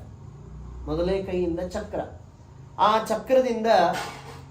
ಚಕ್ರವನ್ನು ಹಿಡಿದ ಕೈಯಿಂದ ಧರ್ಮ ರೂಪರಾದ ವಾಯುದೇವರು ಹುಟ್ಟಿದ್ದಾರೆ. ಚಕ್ರ ಏನ್ ಮಾಡ್ತದೆ ಅಂತಂದ್ರೆ ಅರಿಗಳನ್ನು ಸಂಹಾರ ಮಾಡುತ್ತೆ, ಎಲ್ಲ ದುಷ್ಟರನ್ನು ಸಂಹಾರ ಮಾಡೋದು ಚಕ್ರದಿಂದ. ಹೀಗಾಗಿ ಉತ್ತಮವಾದ ಧರ್ಮ ಅಂದ್ರೆ ನಮ್ಮ ಪಾಪಗಳನ್ನು ಕಳೆದುಕೊಳ್ಳುವುದೇ ಉತ್ತಮವಾದ ಧರ್ಮ. ಹೀಗಾಗಿ ಪಾಪವನ್ನು ಕಳೆಯುವ ಧರ್ಮ ಆ ರೂಪದಿಂದ ವಾಯುದೇವರು ಹುಟ್ಟಿದ್ದು ಯಾವ ಕೈಯಿಂದ? ಚಕ್ರವನ್ನು ಹಿಡಿದ ಕೈಯಿಂದ. ಇದು ಧರ್ಮನಾಮಕರಾದ ವಾಯುದೇವರು. ಇನ್ನು ಧರ್ಮ ವಿಜ್ಞಾನ, ಶಂಖ ಹಿಡಿದ ಕೈಯಿಂದ ವಿಜ್ಞಾನ ನಾಮಕರಾದ ವಾಯುದೇವರು ಹುಟ್ಟಿದ್ದಾರೆ. ಯಾಕೆಂದ್ರೆ ಶಂಖ ಅಂದ್ರೆ ಲಕ್ಷ್ಮೀದೇವಿ, ಶಂಖ ಅಂದ್ರೆ ಲಕ್ಷ್ಮೀದೇವಿ. ಲಕ್ಷ್ಮೀದೇವಿ ಇವಳು ವೇದಾತ್ಮಿಕಳಾಗಿದ್ದಾಳೆ, ಸಕಲ ವೇದಗಳಿಗೆ ವಾಂಗ್ಮಯಗಳಿಗೆ ನಿಯಾಮಕಳಾಗಿದ್ದಾಳೆ. ಹೀಗಾಗಿ ಜ್ಞಾನ ಎಲ್ಲಡಗಿದೆ, ಸಕಲ ವೇದಗಳಲ್ಲಿ ಜ್ಞಾನ ಅಡಗಿದೆ. ಹೀಗಾಗಿ ಅಂತಹ ಜ್ಞಾನದ ಪುಂಜವಾದ, ಜ್ಞಾನದ ನಿಧಿಯಾದ, ವೇದಗಳಿಗೆ ಅಭಿಮಾನಿಯಾದ ಲಕ್ಷ್ಮೀದೇವಿಯಿಂದ ಅಭಿಮನ್ಯಮಾನವಾದ ಆ ಶಂಖವನ್ನು ಹಿಡಿದ ಕೈಯಿಂದ ವಿಜ್ಞಾನ ನಾಮಕರಾದ ವಾಯುದೇವರು ಹುಟ್ಟಿದ್ದಾರೆ. ಇನ್ನು ಗದೆಯಿಂದ ಮತ್ತೆ ವಿಶಿಷ್ಟವಾದಂತಹ ಒಂದು ಸಾಮರ್ಥ್ಯ. ಒಂದು ಗದೆ ಅಂತಂದ್ರೆ ಅದು ರಾಗ್ನಿ ಅಂತ ಅದಕ್ಕೆ ಹೆಸರು. ಗದೆಯನ್ನು ಹಿಡಿದ ಕೈಗೆ ರಾಗ್ನಿ ಅಂತ ಹೆಸರು. ಹೀಗಾಗಿ ವೈರಾಗ್ಯವನ್ನು ಹಿಡಿಯುವ ಅದು ಹುಟ್ಟಿದ್ದಾರೆ. ವಿರಕ್ತಿ ಅದರ ಸೂಚಕ. ಗದೆ ಅದು ವಿರಕ್ತಿಯ ಸೂಚಕ. ಇನ್ನು ಮುಂದೆ ಸುಭೂತ ಎಂಬ ಹೆಸರಿನ ಪದ್ಮವನ್ನು ಹಿಡಿದ ಕೈ ಸುಭೂತ. ಭೂತಿ ಅಂದ್ರೆ ಐಶ್ವರ್ಯ, ಒಳ್ಳೆಯ ಐಶ್ವರ್ಯ, ಅದು ಪದ್ಮವನ್ನು ಹಿಡಿದ ಕೈಗೆ ಸುಭೂತ ಅಂತ ಕರೀತಾರೆ. ಆ ಕೈಯಿಂದ ಐಶ್ವರ್ಯ ನಾಮಕರಾದ ವಾಯುದೇವರು ಹುಟ್ಟಿದ್ದಾರೆ. ಸೊ ಧರ್ಮ ವಿಜ್ಞಾನ ವೈರಾಗ್ಯ ಪರಮೈಶ್ವರ್ಯ ಶಾಲಿನಃ, ಇದು ಒಂದು ಎರಡನೇದು. ಇನ್ನು ಮೂರನೇದ್ದು ನಾನು ಮೊದಲೇ ಹೇಳಬೇಕಾಗಿತ್ತು, ವಾಯುದೇವರ ಚಿಂತನೆಯನ್ನು ನಾವು ಹೇಗೆ ಮಾಡಬೇಕು. ವಾಯುದೇವರು ಅಂದ್ರೆ ನಾವೇನು ಹನುಮಂತ ಅಂತ ತಿಳ್ಕೊಂಡಿವಿ, ಅಥವಾ ಭೀಮ ಅಂತ, ಅಥವಾ ಶ್ರೀಮದಾಚಾರ್ಯರು ಅಂತ 3 ಅವತಾರ ಅಲ್ಲ. ವಾಯುದೇವರು ಹೆಂಗಿದ್ದಾರೆ, ಹೇಗೆ ಚಿಂತನೆ ಮಾಡಬೇಕು ಅಂದ್ರೆ ಪರಮಾತ್ಮನ ತೊಡೆಯ ಮೇಲೆ, ಬಲ ತೊಡೆಯ ಮೇಲೆ ಕೂತಿದ್ದಾರೆ ಅಂತ ಚಿಂತನೆ ಮಾಡು. ಉದ್ಯದ್ರವಿ ಪ್ರಕರ ಸನ್ನಿಭ ಮಚ್ಚುತಾಂಕೆ ಸ್ವಾಸೀನಮಸ್ಯ ನುತಿನಿತ್ಯ ವಚ ಪ್ರವೃತ್ತಿಂ ಧ್ಯಾಯೇದ್ ಗದಾಭಯಕರಂ ಸ್ಕೃತಾಂಜಲಿಂ ತಂ ಪ್ರಾಣಂ ಯಥೇಷ್ಟ ತನುಮುನ್ನತ ಕರ್ಮಶಕ್ತಿಂ. ಇದು ಧ್ಯಾನ ಶ್ಲೋಕ ಶ್ರೀಮದಾಚಾರ್ಯ ಕೊಟ್ಟದ್ದು. ಪ್ರಾಣದೇವರ ವಾಯುದೇವರ ಧ್ಯಾನವನ್ನು ಮಾಡಬೇಕಾದ್ರೆ ಅವರು ಹೇಗಿದ್ದಾರೆ ಅಂತ ತಿಳಿಸಿದ ಮಂತ್ರ ಏನು? ಧ್ಯಾಯೇದ್ ರವಿ ಪ್ರಕರ ಸನ್ನಿಭಂ ಅಚ್ಯುತಾಂಕೆ. ಅಂಕೆ ಅಂದ್ರೆ ತೊಡೆ. ಅಚ್ಯುತನ ತೊಡೆಯಲ್ಲಿ ಕೂತಂತಹ ವಾಯುದೇವರನ್ನ ಚಿಂತನೆ ಮಾಡ್ರಿ. ಹೇಗಿದ್ದಾರೆ ಅಂದ್ರೆ ಉದ್ಯದ್ರವಿ ಪ್ರಕರ ಸನ್ನಿಭ, ಆಗ ತಾನೇ ಉದಯಿಸ್ತಾ ಇರುವಂತಹ ಸೂರ್ಯನ ಸಮೂಹಗಳು, ಒಂದು ಸೂರ್ಯ ಅಲ್ಲ, ಸಾವಿರಾರು ಸೂರ್ಯಗಳ ಒಂದು ಏನು ತೇಜಸ್ಸು ಮಡುಗಟ್ಟಿ ನಿಲ್ತದೆ. ಎಂತಹ ಕಾಂತಿ, ಅಂತಹ ಕಾಂತಿಯನ್ನು ಧಿಕ್ಕರಿಸುವ, ಅದನ್ನು ಮೀರಿ ನಿಂತಹ ಕಾಂತಿ ವಾಯುದೇವರ ಕಾಂತಿ. ಸೂರ್ಯನಿಗೆ ಬೆಳಕು ಕೊಡೋರು ಅವರೇ. ನಾನು ನಾಡಿದ್ದು ಹೇಳ್ತೀನಿ, ಚಂದ್ರನಲ್ಲಿದ್ದು ಚಂದ್ರನಿಗೆ ಕಾಂತಿ ಕೊಡುವವರು ಅವರು. ಭಗವಂತನ ಆಜ್ಞೆ, ಭಗವಂತನ ಶಕ್ತಿ. ಸೂರ್ಯನಲ್ಲಿ ಇದ್ದು ಸೂರ್ಯನ ಕಿರಣಗಳಲ್ಲಿ ಪ್ರವೇಶಿಸಿ ಎಲ್ಲ ದಿಕ್ಕುಗಳಲ್ಲಿ ಸೃಷ್ಟಿಯನ್ನು ಮಾಡಿಸುವವರು ವಾಯುದೇವರೇ. ಷಟ್ಪ್ರಶ್ನೋಪನಿಷತ್ತಿನಲ್ಲಿ ಹೇಳ್ತಾರೆ, ಸೂರ್ಯನಲ್ಲಿದ್ದು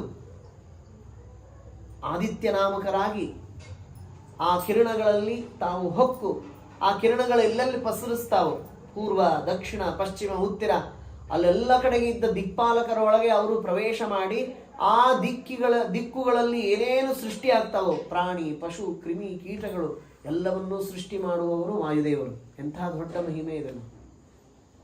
ಕಿರಣಗಳ ಮೂಲಕ, ಸೂರ್ಯನ ಕಿರಣಗಳ ಮೂಲಕ ದಿಕ್ಪಾಲಕರ ಒಳಗಡೆ ಹೊಕ್ಕು ಆ ದಿಕ್ಪಾಲಕರ ಕೈಯಲ್ಲಿ ಏನೇನು ನಿಯಂತ್ರಣ ಬರ್ತದ ಇಡೀ ದಿಕ್ಕುಗಳಲ್ಲಿ ಆಗುವ ಸೃಷ್ಟಿಗೆ ಮೂಲ ಪ್ರೇರಕರು ವಾಯುದೇವರು, ಅವರ ಅಂತರ್ಯಾಮಿಯಾದ ಲಕ್ಷ್ಮೀದೇವಿ, ಅವರ ಅಂತರ್ಯಾಮಿಯಾದ ಪರಮಾತ್ಮ.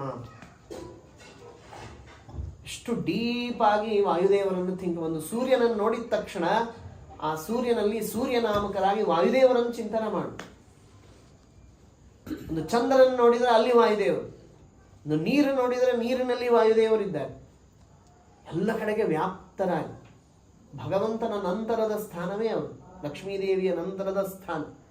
ಎಲ್ಲ ದೇವತೆಗಳಿಗೆ ಒಡೆಯರು, ದೇವತೆಗಳಿಗೆ ಗುರುಗಳು. ಹೀಗೆ ಆ ವಾಯುದೇವರನ್ನ ತಿಳಿಬೇಕೇನು?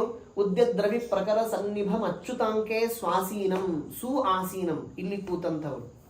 ಆಮೇಲೆ ಕೈಯಲ್ಲಿ ಏನು ಹಿಡಿದಿದ್ದಾರೆ? ಗದಾ ಅಭಯಕರಂ ಸುಕೃತಾಂಜಲಿಂ. ಒಂದು ಕೈ, 4 ಕೈಗಳು, ಒಂದು ಕೈಯಲ್ಲಿ ಗದೆ, ಇನ್ನೊಂದು ಕೈಯಲ್ಲಿ ಅಭಯ, ಇನ್ನೆರಡು ಕೈಯಿಂದ ದೇವರಿಗೆ ಕೈ ಮುಗಿದಿದ್ದಾರೆ ಅಂತ ಚಿಂತನೆ ಮಾಡಿ.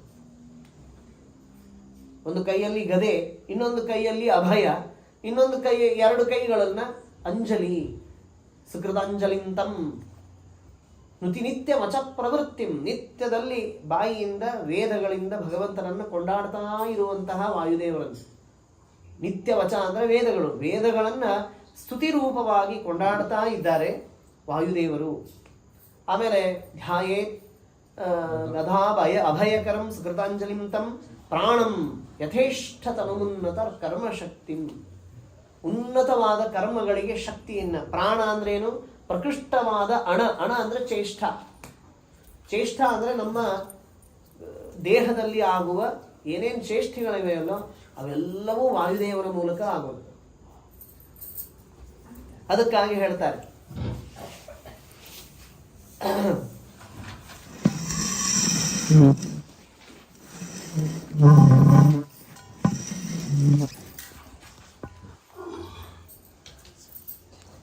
ಆ ಒಂದು ಕಥೆಯನ್ನ ಒಂದು ನೆಕ್ಸ್ಟ್ ಹೇಳ್ತೀನಿ. ಏನು ಅಂದ್ರೆ, ಪಂಚಪ್ರಾಣರು ನಮ್ಮ ದೇಹದಲ್ಲಿ ಎಲ್ಲೆಲ್ಲಿ ಇದ್ದು ಏನೇನು ಕೆಲಸ ಮಾಡ್ತಾರೆ.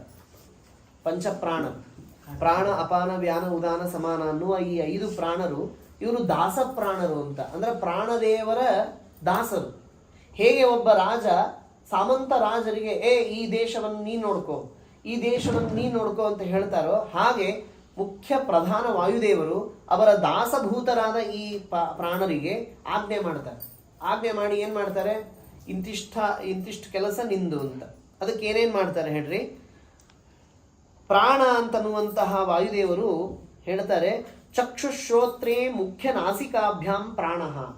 ಚಕ್ಷುರಿಂದ್ರಿಯ, ನಾಸಿಕ, ಏನು ಪಂಚ ಜ್ಞಾನೇಂದ್ರಿಯಗಳಿವೆ, ಈ ಜ್ಞಾನೇಂದ್ರಿಯಗಳಿಂದ ಆಗುವ ಸಕಲ ವಿಧವಾದ ಕಾರ್ಯಗಳನ್ನ ಪ್ರಾಣದೇವರು ಮಾಡ್ತಾರೆ. ಪ್ರಾಣದೇವರು ಅಂದ್ರೆ ದಾಸಪ್ರಾಣರು. ಅವರಲ್ಲಿ ಪ್ರಾಣನಾಮಕರಾಗಿ ಇದ್ದು ವಾಯುದೇವರು ಮಾಡ್ತಾರೆ. ಕಣ್ಣಿನಿಂದ ನೋಡುವುದು, ಕಿವಿಯಿಂದ ಕೇಳುವುದು, ಮೂಗಿನಿಂದ ಘ್ರಾಣ ಆಘ್ರಾಣ ಶ್ವಾಸೋಚ್ಛ್ವಾಸ, ಮತ್ತೆ ನಾಲಿಗೆಯಿಂದ ರಸನೇಂದ್ರಿಯ, ಮತ್ತು ಚರ್ಮದಿಂದ ಸ್ಪರ್ಶ ಜ್ಞಾನ, ಶಬ್ದ ಸ್ಪರ್ಶ ರೂಪರಸ ಗಂಧಗಳು ಏನು ಪಂಚ ಜ್ಞಾನೇಂದ್ರಿಯಗಳಿಂದ ಆಗ್ತಾವೋ ಅವು ಆಗ್ಬೇಕಂದ್ರೆ ಅವರ ಅನುಗ್ರಹ ಬೇಕ್ರಿ. ಅದು ಯಾವುದೋ ಒಂದು ಪಾರ್ಕಿನ್ಸನ್ನೋ ಯಾವುದೋ ಒಂದು ರೋಗ ಇದೆ ನೋಡಿ, ಏನು ಸ್ಪರ್ಶ ಜ್ಞಾನವೇ ಇಲ್ಲ, ಯಾವ ಬ್ರೇನ್ ಏನು ಕೆಲಸ ಮಾಡೋದಿಲ್ಲ. ಹಂಗಾದ್ರೆ ಗತಿ ಏನು? ಸುಮ್ಮನೆ ನಡೀತಾ ಇರ್ತದೆ, ಇದು ಕಾಮನ್ ಅಂತ ಅನ್ಕೊಂಡು ಬಿಟ್ಟಿವಿ ನಾವು. ಆದರೆ ಎಷ್ಟು ಪ್ರಾಬ್ಲಮ್ ಇದೆ. ಒಂದು ಕಣ್ಣು ಕಾಣಿಸ್ಬೇಕಾದ್ರೆ ಎಷ್ಟು ಪ್ರಾಬ್ಲಮ್ ಇದೆ. ಕಣ್ಣು ಇಲ್ಲದೆ ಇದ್ದವ್ರಿಗೆ ಗೊತ್ತು ಕಣ್ಣಿನ ಮಹತ್ವ. ಒಂದು ನಾಲಿಗೆ ಟೇಸ್ಟ್ ಹತ್ತೋದಿಲ್ಲ, ಅದನ್ನು ನೀವು ಅನುಭವಿಸ್ಬೇಕಾದಾಗ ಎಷ್ಟು ನೋವಾಗ್ತದೆ. ಒಂದು ಸ್ಪರ್ಶ ಜ್ಞಾನ ಇಲ್ಲ, ಯಾವ ಸೆನ್ಸ್ ಆರ್ಗನ್ಸ್ ಏನೂ ಕೆಲಸ ಮಾಡೋದಿಲ್ಲ ಅಂತ ಆದಾಗ ಅವಾಗ ಗೊತ್ತಾಗ್ತದೆ ಎಂತಹ ನರಕ ಇದು ಅಂತ. ಅದಕ್ಕೆ ಅದನ್ನೆಲ್ಲ ಏನೂ ಕಾಸ್ಟ್ ಇಲ್ಲದೆ, ಏನೂ ಪ್ರೈಸ್ ಕೇಳದೆ, ಏನೂ ದುಡ್ಡು ಇಸ್ಕೊಳ್ಳಾರದೆ ವಾಯುದೇವರು ಪುಕ್ಕಟೆಯಾಗಿ ಇಷ್ಟೆಲ್ಲ ಮಾಡ್ತಾ ಇದ್ದಾರೆ. ಅನಾದಿ ಕಾಲದಿಂದ ಹಾಗೆ ಅನಂತ ಕಾಲದವರೆಗೂ ನಮ್ಮ ದೇಹದಲ್ಲಿ ಇದ್ದಾರೆ. ದೊಡ್ಡ ಉಪಕಾರ. ಕಣ್ಣಿನಲ್ಲಿದ್ದು ನೋಡು, ಅದೇನು ಕಣ್ಣು ಅಂದರೆ ಏನು, ಎಷ್ಟು ಅದರಲ್ಲಿ ನರ್ವ್ಸ್ ಇವೆ, ಏನು ಅದರದ್ದು ಕ್ರಿಯಾ ರಚನೆ ಏನು ನಮಗೆ ಗೊತ್ತಿಲ್ಲ. ಪ್ರತಿ ಒಂದು ಸುಮ್ಮನೆ ಹೇಳ್ತೀನಿ, ಒಂದು ಕಣ್ಣು ಅಂದರೆ ರೆಟಿನಾ ಅಂತ ಇರ್ತದೆ. ಆ ರೆಟಿನಾ ಟೇರ್ ಆಗಬಹುದು, ರೆಟಿನಾ ಡಿಟ್ಯಾಚ್ ಆಗಬಹುದು. ಟೇರ್ ಆದರೆ ಆ ಕಣ್ಣಿನ ಒಳಗಡೆ ಒಂದು ಸಿಲಿಕಾನ್ ಆಯಿಲ್ ಇರ್ತದೆ, ಒಂದು ವಿಶಿಷ್ಟವಾದ ದೇವರು ನೈಸರ್ಗಿಕವಾಗಿ ಕೊಟ್ಟಂತಹ ಒಂದು ಆಯಿಲ್ ಇರ್ತದೆ. ಆ ಆಯಿಲ್ ಎಲ್ಲ ಡ್ರೈನ್ ಔಟ್ ಆಗಿ ಹೋಗ್ಬಿಡ್ತದೆ. ಸುಮ್ಮನೆ ಒಂದು ರೆಟಿನಾ ಕಟ್ ಆದರೆ, ಆ ಡ್ರೈನ್ ಔಟ್ ಆದರೆ ನಿಮ್ಮ ವಿಷನ್ನೇ ಹೋಗಿಬಿಡ್ತದೆ. ಅದಕ್ಕೆ ಏನು ಮಾಡ್ತಾರೆ ಅಂದರೆ, ಆ ರೆಟಿನಾ ಹೋಲ್ ಆದರೆ ಅಥವಾ ಟೇರ್ ಆದರೆ ಅದನ್ನು ಹೊಲಿತಾರೆ. ಹೊಲಿಬೇಕಾದ್ರೆ ಒಳಗಡೆ ಎಣ್ಣೆ ಖಾಲಿ ಆಗಿರ್ತದದು ಆಯಿಲ್, ಅದನ್ನು ಹೊರಗಡೆಯಿಂದ ಹಾಕ್ತಾರೆ. ಅದರದ್ದು ವ್ಯಾಲಿಡಿಟಿ ಎಷ್ಟು? 3 ತಿಂಗಳಷ್ಟೇ. ಅದಾದಮೇಲೆ ಅದನ್ನು ಮತ್ತೆ ಹೊರಗಡೆ ತೆಗಿಬೇಕು. ಒಂದು ಸುಮ್ಮನೆ ರೆಟಿನಾ ಹೋಲ್ ಆದರೆ, ಮ್ಯಾಕ್ಯುಲರ್ ಹೋಲ್ ಅಂತ ಆಪರೇಷನ್ ಆದರೆ ಎಷ್ಟು ಪ್ರಾಬ್ಲಮ್ ಇದೆ ಅನ್ನೋದು ಅದು ನಮ್ಗೆ ಆದಾಗ ಗೊತ್ತಾಗ್ತದೆ. ಇಷ್ಟೆಲ್ಲ ಅವಯವಗಳಿಗೆ ನಿಯಾಮಕರಾಗಿ ವಾಯುದೇವರು ಚೆಂದಾಗಿ ಕಾಣಿಸ್ತಾರೆ, ನೋಡಿಸ್ತಾರೆ ಅಂತ ಎಲ್ಲ ನಡೆದಿದೆ. ಸ್ವಲ್ಪ ಏನಾದರೂ ಟೇರ್ ಆಯಿತು, ಡಿಟ್ಯಾಚ್ ಆಯಿತು ಅಂದರೆ ಗೋವಿಂದ. ಇದು ವಾಯುದೇವರು ಕಣ್ಣಿನಲ್ಲಿ ಇದ್ದು ಪ್ರಾಣನಾಮಕರಾದ ದಾಸಪ್ರಾಣರಲ್ಲಿ ಇದ್ದು ಮಾಡುವ ದೊಡ್ಡ ಕೆಲಸ, ದೊಡ್ಡ ಉಪಕಾರ. ಇದು ಪ್ರಾಣದೇವರು ಮಾಡುವಂಥದ್ದು. ಇನ್ನು ಮುಂದೆ ಹೇಳ್ತಾರೆ, ವಾಯುಪಸ್ಥೆ ಉಪಾನಂ ಅಪಾನಂ. ಅಪಾನ ವಾಯುದೇವರು ಅಧೋದ್ವಾರಗಳಲ್ಲಿ ವಿಸರ್ಜನವನ್ನು ಮಾಡಲಿಕ್ಕೆ ಬಹಳ ಅನುಕೂಲ ಮಾಡಿಕೊಡ್ತಾರೆ. ಮೂತ್ರ ವಿಸರ್ಜನೆ ಇರಬಹುದು, ಮಲ ವಿಸರ್ಜನೆ ಇರಬಹುದು. ಆ ಎರಡನ್ನೂ ಸರಳವಾಗಿ ಏನೂ ತೊಂದರೆ ಇಲ್ಲದ ಹಾಗೆ ಅದು ಆಗುವಂತೆ ಮಾಡುವುದು ಇದು ಅಪಾನ ವಾಯುದೇವರ ದೊಡ್ಡ ಅನುಗ್ರಹ. ನಮಗೆ ಬಹಳ ದೊಡ್ಡ ಅನುಗ್ರಹ ಇದೆ. ಆಮೇಲೆ ಮುಂದೆ ಹೇಳ್ತಾರೆ, ಮಧ್ಯೇತು ಸಮಾನಃ. ಮಧ್ಯೆ ಅಂದರೆ ಉದರೇ. ಉದರದಲ್ಲಿ ಇದ್ದು ತಿಂದ ಅನ್ನವನ್ನ ಸಮಾನಂ ನಯತೀತಿ ಸಮಾನಃ. ಅವರಿಗೇನು ಹೆಸರು? ಸಮಾನ ವಾಯುದೇವರು. ಯಾಕೆ ಅಂದರೆ ನಾವು ತಿಂದ ಆಹಾರ ಅದು ಯಾವ್ಯಾವ ಅವಯವಗಳಿಗೆ ಎಷ್ಟೆಷ್ಟು ಹೋಗಬೇಕು. ಎಲುಬಿಗೆ ಹೋಗಬೇಕು, ಸ್ನಾಯುಗಳಿಗೆ ಹೋಗ್ಬೇಕು, ಕಣ್ಣಿಗೆ ಹೋಗ್ಬೇಕು, ಬ್ರೇನಿಗೆ ಹೋಗ್ಬೇಕು, ಸ್ಕಿನ್ನಿಗೆ ಹೋಗ್ಬೇಕು, ಹಲ್ಲಿಗೆ ಹೋಗ್ಬೇಕು, ಎಲ್ಲದಕ್ಕೂ ಅದು ಟ್ರಾನ್ಸ್ಫರ್ ಆಗಬೇಕು. ತಿಂದ ಅನ್ನ ಶಕ್ತಿ ರೂಪವಾಗಿ ಅದು ಎಲ್ಲ ಕಡೆಗೂ ಹೋಗಬೇಕಲ್ಲ. ಅದನ್ನು ಯಾರು ಮಾಡೋದು? ಅದನ್ನು ಹೇಳ್ತಾರೆ, ನಮ್ಮ ಉಪನಿಷತ್ ಹೇಳುತ್ತದೆ. ಏನು? ಸಮಂ ನಯತಿ ತಸ್ಮಾದೇತಾಹ ಸಪ್ತಾರ್ಚಿಷೋ ಭವಂತಿ. ಹುತಂ ಅನ್ನಂ, ತಿಂದ ಅನ್ನವನ್ನ ಪಚನ ಮಾಡಿ, ಅದಕ್ಕೆ ಅಹಂ ವೈಶ್ವಾನರೋ ಭೂತ್ವ ಪ್ರಾಣಿನಾಂ ದೇಹಮಾಶ್ರಿತಃ ಪ್ರಾಣಾಪಾನ ಸಮಾಯುಕ್ತಂ ಪಚಾಮ್ಯನ್ನಂ ಚತುರ್ವಿಧಂ. ನಾವು ಏರಿಸ್ತಿರ್ತೇವೆ, ಏನು ಗೊತ್ತಿಲ್ಲ, ಪಚನ ಮಾಡೋದು ಕ್ರಿಯಾ ಏನು ಗೊತ್ತಿಲ್ಲ, ಏನು ಹಾಗೆ ತಿಂತಾ ಇರ್ತೀವಿ. ಏನು ಬೇಕು ಬೇಡ ಎಲ್ಲವನ್ನು ತಿಂತೀವಿ. ಅದನ್ನು ಸರಿಯಾಗಿ ಡಿವೈಡ್ ಮಾಡಿ ಯಾವ್ಯಾವುದಕ್ಕೆ ಎಷ್ಟೆಷ್ಟು ಹೋಗಬೇಕು, ಬೋನ್ಗಳಿಗೆ ಎಷ್ಟು ಶಕ್ತಿ ಹೋಗಬೇಕು, ಆಮೇಲೆ ಸ್ನಾಯುಗಳಿಗೆ ಎಷ್ಟು ಶಕ್ತಿ, ಎಲ್ಲ ವ್ಯಾಪಾರ ಸಮಾನ ನಾಮಕರಾದ ವಾಯುದೇವರು. ಮಧ್ಯೆ ಸಮಾನಃ. ಇನ್ನು ನಾಡಿಗಳಲ್ಲಿ ಇದ್ದು ವ್ಯಾನ ನಾಮಕರಾದ ವಾಯುದೇವರು. ಹೀಗೆ ಪ್ರಾಣ, ಅಪಾನ, ವ್ಯಾನ, ಉದಾನ, ಸಮಾನ. ಉದಾನ ಅಂದರೆ ಸುಷುಮ್ನಾ ನಾಡಿ. ಸುಷುಮ್ನಾ ನಾಡಿಯಲ್ಲಿ ಜೀವನನ್ನ ಕರೆದುಕೊಂಡು ಹೋಗುವ ಕೆಲಸ. ಇದು ಬಹಳ ದೊಡ್ಡ ದೊಡ್ಡ ಕೆಲಸವೇ ರೀ. ಇವು ಸೈನ್ಸ್ ಒಳಗೂ ಗೊತ್ತಾಗೋದಿಲ್ಲ. ಏನು ಅಂದರೆ ಸುಷುಮ್ನಾ ನಾಡಿಯ ಮೂಲಕ, ಇದು ಮಧ್ಯನಾಡಿ, ಬ್ರಹ್ಮನಾಡಿ, ಸುಷುಮ್ನಾ ನಾಡಿ. 100 ನಾಡಿಗಳಿವೆ, ಅದರಲ್ಲಿ ಪ್ರಧಾನ ಸುಷುಮ್ನಾ ನಾಡಿ. ಆ ಸುಷುಮ್ನಾ ನಾಡಿಯ ಒಳಗಡೆ ಎಷ್ಟು ಸೂಕ್ಷ್ಮ ಇದೆ ಅಂದರೆ, ಅದು ಕುದುರೆ ಬಾಲವನ್ನ ತೆಗೆದುಕೊಂಡು ಅದು 100 ಭಾಗವನ್ನು ಮಾಡಿ, 1000 ಭಾಗ ಮಾಡಿ, ಒಂದು ಭಾಗವನ್ನು ತಗೊಂಡು ಅದರೊಳಗೆ ಒಂದು 1000 ಭಾಗ ಮಾಡಿದರೆ ಎಷ್ಟು ಸೂಕ್ಷ್ಮ ಇದೆ. ಅಷ್ಟು ಸೂಕ್ಷ್ಮವಾದಂತಹದ್ದು ನಮ್ಮ ಸುಷುಮ್ನಾ ನಾಡಿ. ಅಲ್ಲಿ ಜೀವನನ್ನ ಕರೆದುಕೊಂಡು ಹೋಗ್ತಾ ಹೋಗ್ತಾ ಹೋಗ್ತಾ ಇಲ್ಲಿ 6 ಚಕ್ರಗಳಿವೆ. ಮೂಲಾಧಾರದಿಂದ ಹಿಡ್ಕೊಂಡು ಸಹಸ್ರಾರದವರೆಗೂ 6 ಚಕ್ರಗಳು. ಅದರ ಮಧ್ಯದಲ್ಲಿ ಪದ್ಮಗಳಿವೆ.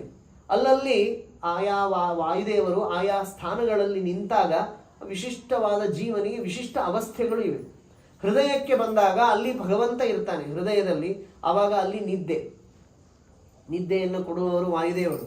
ಯಾವಾಗ? ಸುಷುಮ್ನಾ ನಾಡಿಯಲ್ಲಿ ಆ ಜೀವನನ್ನು ಕರೆದುಕೊಂಡು ಬಂದು ಹೃದಯದಲ್ಲಿ ಇರುವಾಗ, ಭಗವಂತನ ಹತ್ತಿರ ಇರುವಾಗ, ಭಗವಂತನ ಆಲಿಂಗನ ಅಂತ ಪ್ರಾಜ್ಞಾಲಿಂಗನ ಅಂತ, ಅಲ್ಲಿ ಪ್ರಾಜ್ಞನಾಮಕನಾದ ಪರಮಾತ್ಮನ ಹತ್ತಿರ ಅವನನ್ನು ಕರೆದುಕೊಂಡು ಬಂದು ಅವನನ್ನು ನಿದ್ದೆಗೆ ಹೋಗಿಸುವುದು, ನಿದ್ದೆಯನ್ನು ಕೊಡುವುದು ದೊಡ್ಡ ಅನುಗ್ರಹ. ಇವತ್ತು ನಿದ್ದೆ ಇಲ್ಲದೆ ಎಷ್ಟು ಜನ ಪರಿತಪಿಸ್ತಾ ಇದ್ದಾರೆ. ನಿದ್ದೆಗೆ ಗುಳಿಗೆ ತಗೋತಾರೆ, ಇದನ್ನು ಮಾಡ್ತಾರೆ, ಎಷ್ಟು ತೊಂದರೆ ಇದೆ. ನಾವು ಸರಿಯಾಗಿ ನಿದ್ದೆ ಮಾಡಿ ಹೇಳ್ತೀವಿ ಅಂದರೆ ಅದು ವಾಯುದೇವರ ಅನುಗ್ರಹ. ಆಮೇಲೆ ಇಲ್ಲಿ ಬರ್ತಾರೆ, ಇಲ್ಲಿ ತೈಜಸ ನಾಮಕನಾದ ಪರಮಾತ್ಮ ಅಲ್ಲಿ ಬಂದಾಗ ಆ ಭಗವಂತನ ಅನುಗ್ರಹದಿಂದ ಅವರು ಸ್ವಪ್ನವನ್ನು ನೋಡ್ತಾರೆ. ಜೀವರು ಸ್ವಪ್ನ, ನಾವು ಏನು ಕನಸಿನಲ್ಲಿ ಏನು ಪದಾರ್ಥಗಳು ಕಾಣ್ತೇವೆ ಅದೆಲ್ಲ ವಾಯುದೇವರ ಮತ್ತು ಭಗವಂತನ ಅನುಗ್ರಹದಿಂದ ಸ್ವಪ್ನಾವಸ್ಥಾ. ಆಮೇಲೆ ಯಾವಾಗ ಇಲ್ಲಿ ಬಲಗಣ್ಣಿಗೆ ಬರ್ತಾರೆ, ಜೀವನನ್ನು ಕರೆದುಕೊಂಡು ವಾಯುದೇವರು ಬಲಗಣ್ಣಿಗೆ ಬರ್ತಾರೆ, ಆವಾಗ ಇಡೀ ಜಗತ್ತಿನ ಪರಿಚಯವನ್ನು ನಾವು ಮಾಡ್ಕೊಳ್ತೇವೆ. ಜಾಗೃತ ಅವಸ್ಥಾ, 3 ಅವಸ್ಥೆ: ಸ್ವಪ್ನ, ಸುಷುಪ್ತಿ, ಜಾಗೃತ ಅವಸ್ಥಾ. ಈ 4 ಅವಸ್ಥೆಗಳನ್ನು ಎಲ್ಲ ಪ್ರಾಣಿಗಳಲ್ಲೂ ಮಾಡ್ತಾರೆ.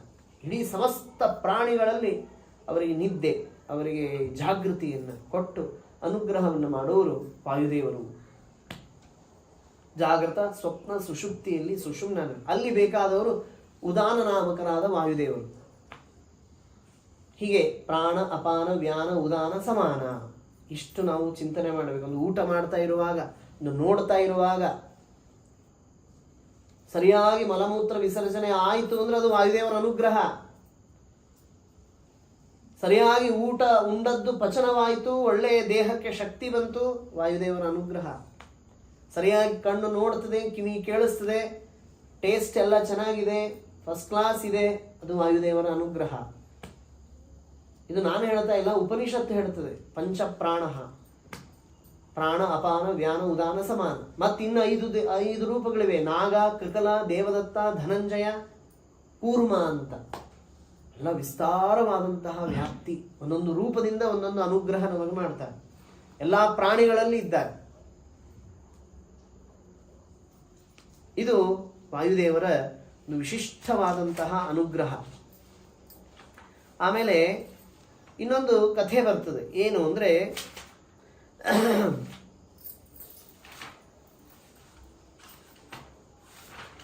ಸುಮ್ಮನೆ ಕಥೆ ಹೇಳಿದ್ರೆ ಇನ್ನೊಂದು ಸ್ವಲ್ಪ ಇಂಟ್ರೆಸ್ಟ್ ಬರ್ತದೆ ಅಲ್ಲಿಗೆ. ಏನು ಕಥೆನೂ ಇದೆ. ಏನು ಕಥೆ ಅಂದರೆ, ಒಂದು ಸಲ ಎಲ್ಲ ದೇವಾದಿ ದೇವತೆಗಳೆಲ್ಲ ನಾನ್ ಶ್ರೇಷ್ಠ ಅಂತ ಜಗಳ.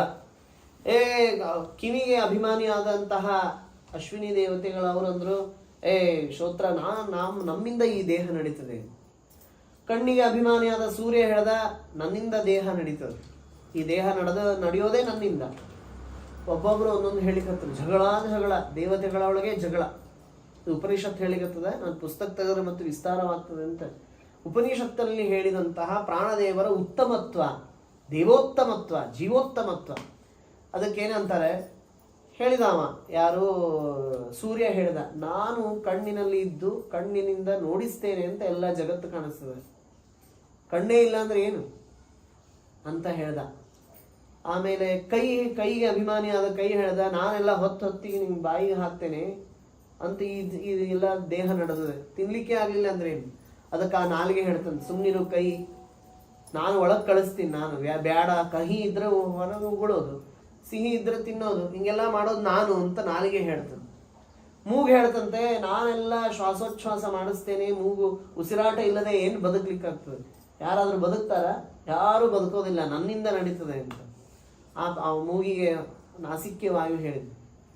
ಆಮೇಲೆ ಮೂಗಾಯ್ತು, ಕಣ್ಣಾಯ್ತು, ಕಾಲು, ಕಿವಿ, ಎಲ್ಲ ದೇವತೆಗಳು ನಾನ್ ಶ್ರೇಷ್ಠ. ಕಿವಿಗೆ ಹೇಳಿದ, ಮೂಗು, ಬಾಯಿ, ಎಲ್ಲ ದೇವತೆಗಳು ತಮ್ಮದೆಲ್ಲ ತಮ್ಮ ವೈಶಿಷ್ಟ್ಯವನ್ನು ಹೇಳ್ಕೊಂಡ್ರು. ಈಗ ಒಂದು ನಿರ್ಣಯ ಬರೋಣ, ಎಲ್ಲರೂ ದೇವರ ಹತ್ರ ಹೋಗ್ಬಿಡೋಣ.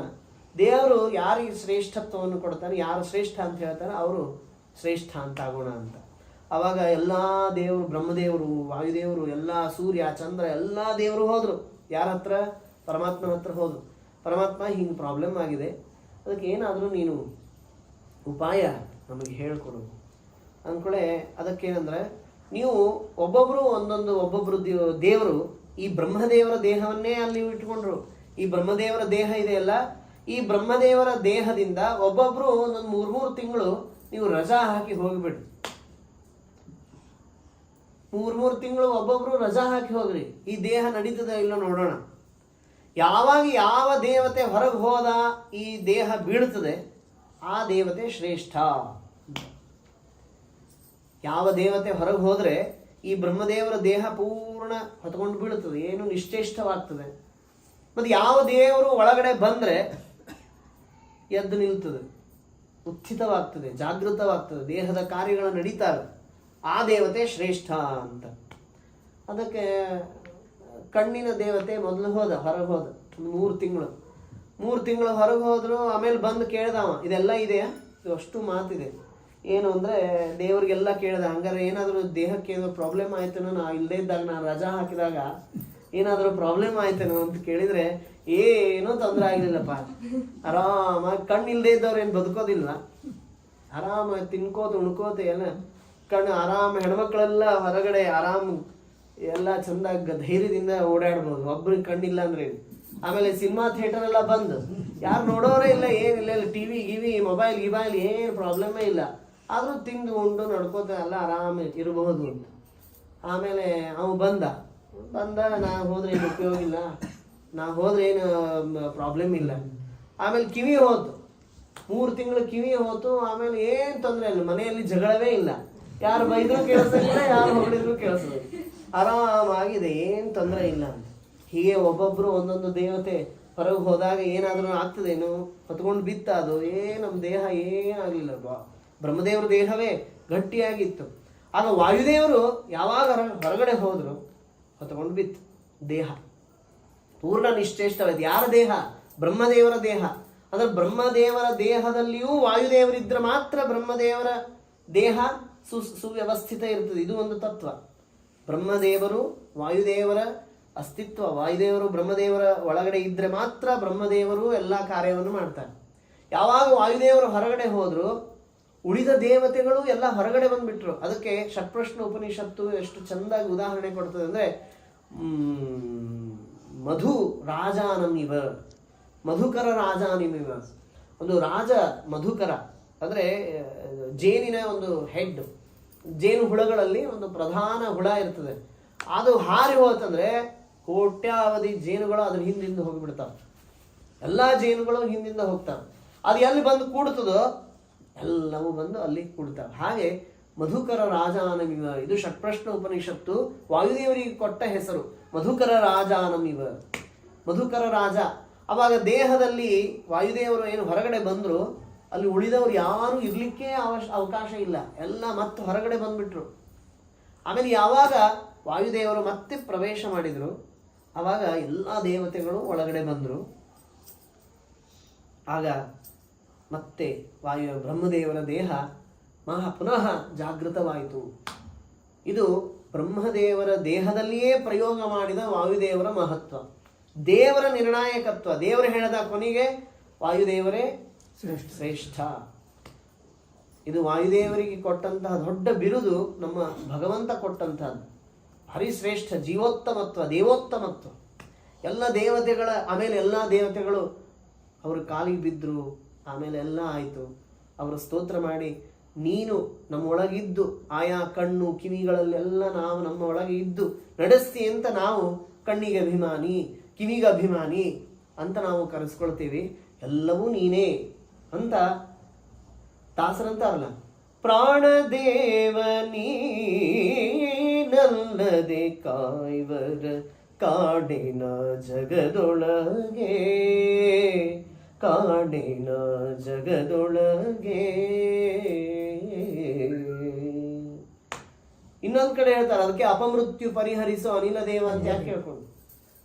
ಜಗನ್ನಾಥದಾಸರು ಎಷ್ಟು ಅದ್ಭುತವಾದಂತಹ ಹಾಡು ಮಾಡಿದ್ದಾರೆ. ಅಪಮೃತ್ಯು, ಅದಕ್ಕೆ ನೀವು ನಮ್ಮ ದೇಹದೊಳಗೆ ಇದ್ರೆ ಎಲ್ಲಾ ಅಂಗಗಳು ಸುಸ್ಥಿರವಾಗಿರ್ತವೆ. ಅಪಮೃತ್ಯು ಪರಿಹರಿಸೋ ಅನಿಲ ದೇವ, ಕೃಪಣ ವತ್ಸಲನೆ ಕಾಯ್ವರ ಕಾಣೆ ಜಗದೊಳಗೆ. ಅಪಮೃತ್ಯು ಪರಿಹರಿಸೋ ಅನಿಲ ದೇವ, ನಿನಗಿನ್ನು ಸಮರಾದ ಅನಿಬೀತ ಬಾಂಧವರು ಎನಗಿಲ್ಲ ಆವಾವ ಜನುಮದಲ್ಲಿ. ಅನುದಿನವೂ ಎಮ್ಮನೋ ಉದಾಸೀನ ಮಾಡುವುದು ಅನುಚಿತವು ಜಗದಿ ಸಜ್ಜನ ಶಿಖಾಮಣಿಯೇ. ಅಪಮೃತ್ಯು ಪರಿಹರಿಸೋ ಅನಿಲ ದೇವ. ಜ್ಞಾನಾಯುರೂಪಕನು ನೀನಹುದು ವಾಣಿ ಪಂಚಾನನಾದ್ಯಮರಿಗೆ ಪ್ರಾಣದೇವ. ದೀನವತ್ಸಲನೆಂದು ನಾನಿನ್ನ ಮೊರೆ ಹೊಕ್ಕೆ ದಾನವಾರಣ್ಯ ಕೃಷಾನು ಸರ್ವದಾ ಎನ್ನಾಪಮೃತ್ಯು ಪರಿಹರಿಸೋ ಅನಿಲ ದೇವ, ಅನಿಲ ದೇವ. ಕರಣಾಭಿಮಾನಿಗಳು ಕಿಂಕರರು ಮೂರ್ಲೋಕ ದೊರೆ ನಿನ್ನ ಒಳಗಿಪ್ಪ ಸರ್ವಕಾಲ. ಪರಿಸರನೇ ಈ ಭಾಗ್ಯ ದೊರೆತನಕ್ಕೆ ಸರಿಯುಂಟೆ. ಗುರುವರನೇ ನೀದಯಾ ಕರನಿಂದು ಭಿನ್ನೈಪೆ. ಅಪಮೃತ್ಯು ಪರಿಹರಿಸೋ ಅನಿಲ ದೇವ. ಭವರೋಗ ಮೋಚಕನೆ ಪವಮಾನರಾಯ ನಿನ್ನವರವನು ನಾನು ಮಾಧವ ಪ್ರಿಯನೇ. ಜವನ ಬಾಧೆಯ ಬಿಡಿಸುವವನಿಯೊಳು ಸುಜನನಿಗೆ ದಿವಿಜಗಣ ಮಧ್ಯದಿ ಪ್ರವರ ನೀನಹುದೋ. ಅಪಮೃತ್ಯು ಪರಿಹರಿಸೋ ಅನಿಲ ದೇವ. ಸಾಧನ ಶರೀರವಿದು ನಿದಯದಿ ಕೊಟ್ಟದ್ದು ಸಾಧಾರಣವಲ್ಲ. ಸಾಧು ಪ್ರಿಯನೇ ವೇದವಾದೋದಿತ ಜಗನ್ನಾಥ ವಿಠಲನ ಪಾದ ಭಜನೆಯದಿತ್ತು ಮೋದ ಕೊಡು ಸತತಾಪಮೃತ್ಯು ಪರಿಹರಿಸೋ ಅನಿಲ ದೇವ. ಜಗನ್ನಾಥದಾಸರಂತಾರೆ, ಕರಣಾಭಿಮಾನಿಗಳು ಕಿಂಕರರು ಮೂರ್ಲೋಕ ದೊರೆ ನಿನ್ನ ಒಳಗಿಪ್ಪ ಸರ್ವಕಾಲ. ಅವರ ಮಾತಿನಲ್ಲಿ ನಾವು ವಾಯುದೇವರ ಮಹಿಮೆಯನ್ನು ಕೇಳೋಣ. ಇನ್ನು ಎಷ್ಟು ಸಮಯ ಆಯ್ತು? ಇನ್ನೇ ಎಷ್ಟು ತನಕ ಹೇಳಿ ಸಾಕಲ್ಲ? ಇದು ಈ ಒಂದು ಹಾಡಿನ ಒಂದು ಅರ್ಥ ತಿಳಿಯೋಣ, ಒಂದು 10 ನಿಮಿಷ 15 ನಿಮಿಷ. ಕರಣಾಭಿಮಾನಿಗಳು ಅಂದ್ರೆ, ಕರಣ ಅಂದ್ರೆ ಇಂದ್ರಿಯಗಳು.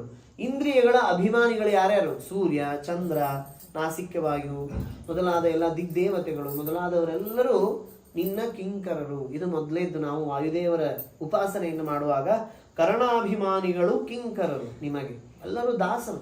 ನಾವು ಆಗ್ಲೇ ಹೇಳಿದ್ವಲ್ಲ, ನೀವು ಹೋದ್ರೆ ಯಾರಿಲ್ಲಿದ್ದು ಏನು ಉಪಯೋಗ ಇಲ್ಲ. ಪ್ರಾಣದೇವರು ಒಂದು ದೇಹದಿಂದ ಹೋದ್ರು ಅಂದ್ರೆ ಕಣ್ಣು ಚಲೋ ಇತ್ತು, ಏನು ಉಪಯೋಗ? ಎಲ್ಲ ಚಲೋ ಇತ್ರಿ, ಎಲ್ಲ ತಿಂತಿದ್ರು, ಕುಡಿತಿದ್ರು, ಎಲ್ಲ ಓಡಾಡ್ತಿದ್ರು, ಎಲ್ಲ ಮಾಡ್ತಿದ್ರು, ಗೋವಿಂದ, ಏನಿಲ್ಲ ಇಲ್ಲ. ಪ್ರಾಣದೇವರು ಹೋದ್ಮೇಲೆ ಗೋವಿಂದ. ಆಮೇಲೆ ಹೀಗಾಗಿ ಎಲ್ಲರೂ ಕಿಂಕರರು ಅಂತ. ಮೂರ್ಲೋಕ ದೊರೆ ನಿನ್ನ ಒಳಗೆ ಇಪ್ಪ. ಇದೆಂಥ ದೊಡ್ಡದು. ಮೂರ್ಲೋಕ ದೊರೆ ಯಾವಾಗ್ಲೂ ನಿನ್ನ ಒಳಗನೇ ಇರ್ತಾನೆ ಯಾವಾಗ್ಲೂ. ಅದಕ್ಕೆ ಶ್ರೀವತ್ಸಾಂಕ ಆಧಿವಾಸ. ಅದಕ್ಕೆ ವಾಯುಸ್ತುತಿಯಲ್ಲಿ ನಾವು ಹೇಳ್ತೇವೆ, ಶ್ರೀವತ್ಸಾಂಕ ಆಧಿವಾಸ. ಶ್ರೀವತ್ಸ ಎಂಬಂತಹ ಅಂಕ, ಶ್ರೀವತ್ಸ ಎಂಬ ಚಿಹ್ನೆಯನ್ನು ಧಾರಣೆ ಮಾಡಿದ ಭಗವಂತನ ಅಧಿವಾಸರು ನೀವು. ಅಂದ್ರೆ ಎಲ್ಲಿ ಭಗವಂತ ಯಾವಾಗ್ಲೂ ಇರ್ತಾನೋ ಅದೇ ವಾಯುದೇವರು. ಶ್ರೀವತ್ಸಾಂಕ ಆಧಿವಾಸ ಅಂತ ತ್ರಿವಿಕ್ರಮ ಪಂಡಿತಾಚಾರ್ಯ ಹೇಳಿದರು. ಮೂರ್ಲೋಕ ದೊರೆ ನಿನ್ನ ಒಳಗೆ ಸರ್ವಕಾಲದಲ್ಲಿ ಇರ್ತಾನೆ. ಆಮೇಲೆ ಪರಿಸರನೇ ಈ ಭಾಗ್ಯ ದೊರೆತನೆಗೆ ಸರಿ ಉಂಟೆ. ಎಂಥ ದೊಡ್ಡ ಭಾಗ್ಯ ಇದು. ಯಾವಾಗ್ಲೂ ದೇವರು ಹೃದಯದೊಳಗಿರ್ತಾನೆ. ಇದನ್ನ ಜಗನ್ನಾಥದಾಸರು ಹೇಳಿದ್ದು ಯಾರು ಕೇಳಿ ಹೇಳಿದ್ದು ಗೊತ್ತೇನ್ರಿ? ಬ್ರಹ್ಮದೇವರೇ ಹೇಳಿದ ಮಾತು. ಬ್ರಹ್ಮದೇವರು ವಾಯುದೇವರು ಇಬ್ರು ಸಮಾನ ನಮ್ಮ ಸಿದ್ಧಾಂತದಲ್ಲಿ. ಬ್ರಹ್ಮ ವಾಯುದೇವರಿಗೆ ಸಮಾನ ಕಕ್ಷ. ಬ್ರಹ್ಮದೇವರು ಅಂತಾರೆ ನಾರದರಿಗೆ ಏನು ಅಂದ್ರೆ, ನಾನು ಹೇಳಿದ ಮಾತು ಸುಳ್ಳಾಗುವುದಿಲ್ಲಪ್ಪ, ನಾನು ಹೇಳಿದ ಮಾತು ಸುಳ್ಳಾಗುವುದಿಲ್ಲ. ಅದಕ್ಕೆ ಹೇಳ್ತಾರೆ, ನಮೇ ಹೃಷಿಕಾಣಿ ಪತಂತ್ಯ ಅಸತ್ಪಥೆ. ನನ್ನ ಯಾವ ಇಂದ್ರಿಯಗಳು ಕೆಟ್ಟ ಮಾರ್ಗಕ್ಕೂ ಹೋಗಿಲ್ಲ. ಇದು ವಾಯುದೇವರ ದೊಡ್ಡ ಲಕ್ಷಣ. ವಾಯುದೇವರ ದೊಡ್ಡ ಲಕ್ಷಣ ಏನು ಅಂದರೆ, ಅವರ ಯಾವ ಇಂದ್ರಿಯಗಳು ಏನೋ 10 ವರ್ಷ ಆಯಿತು, 20 ವರ್ಷ ಆಯಿತು, ಯಾರೋ ಉಪದೇಶ ಮಾಡಿದ್ರು, ಆಮೇಲೆ ಅವರು ಸನ್ಮಾರ್ಗಕ್ಕೆ ಬಂದರು ಅಂತಲ್ಲ.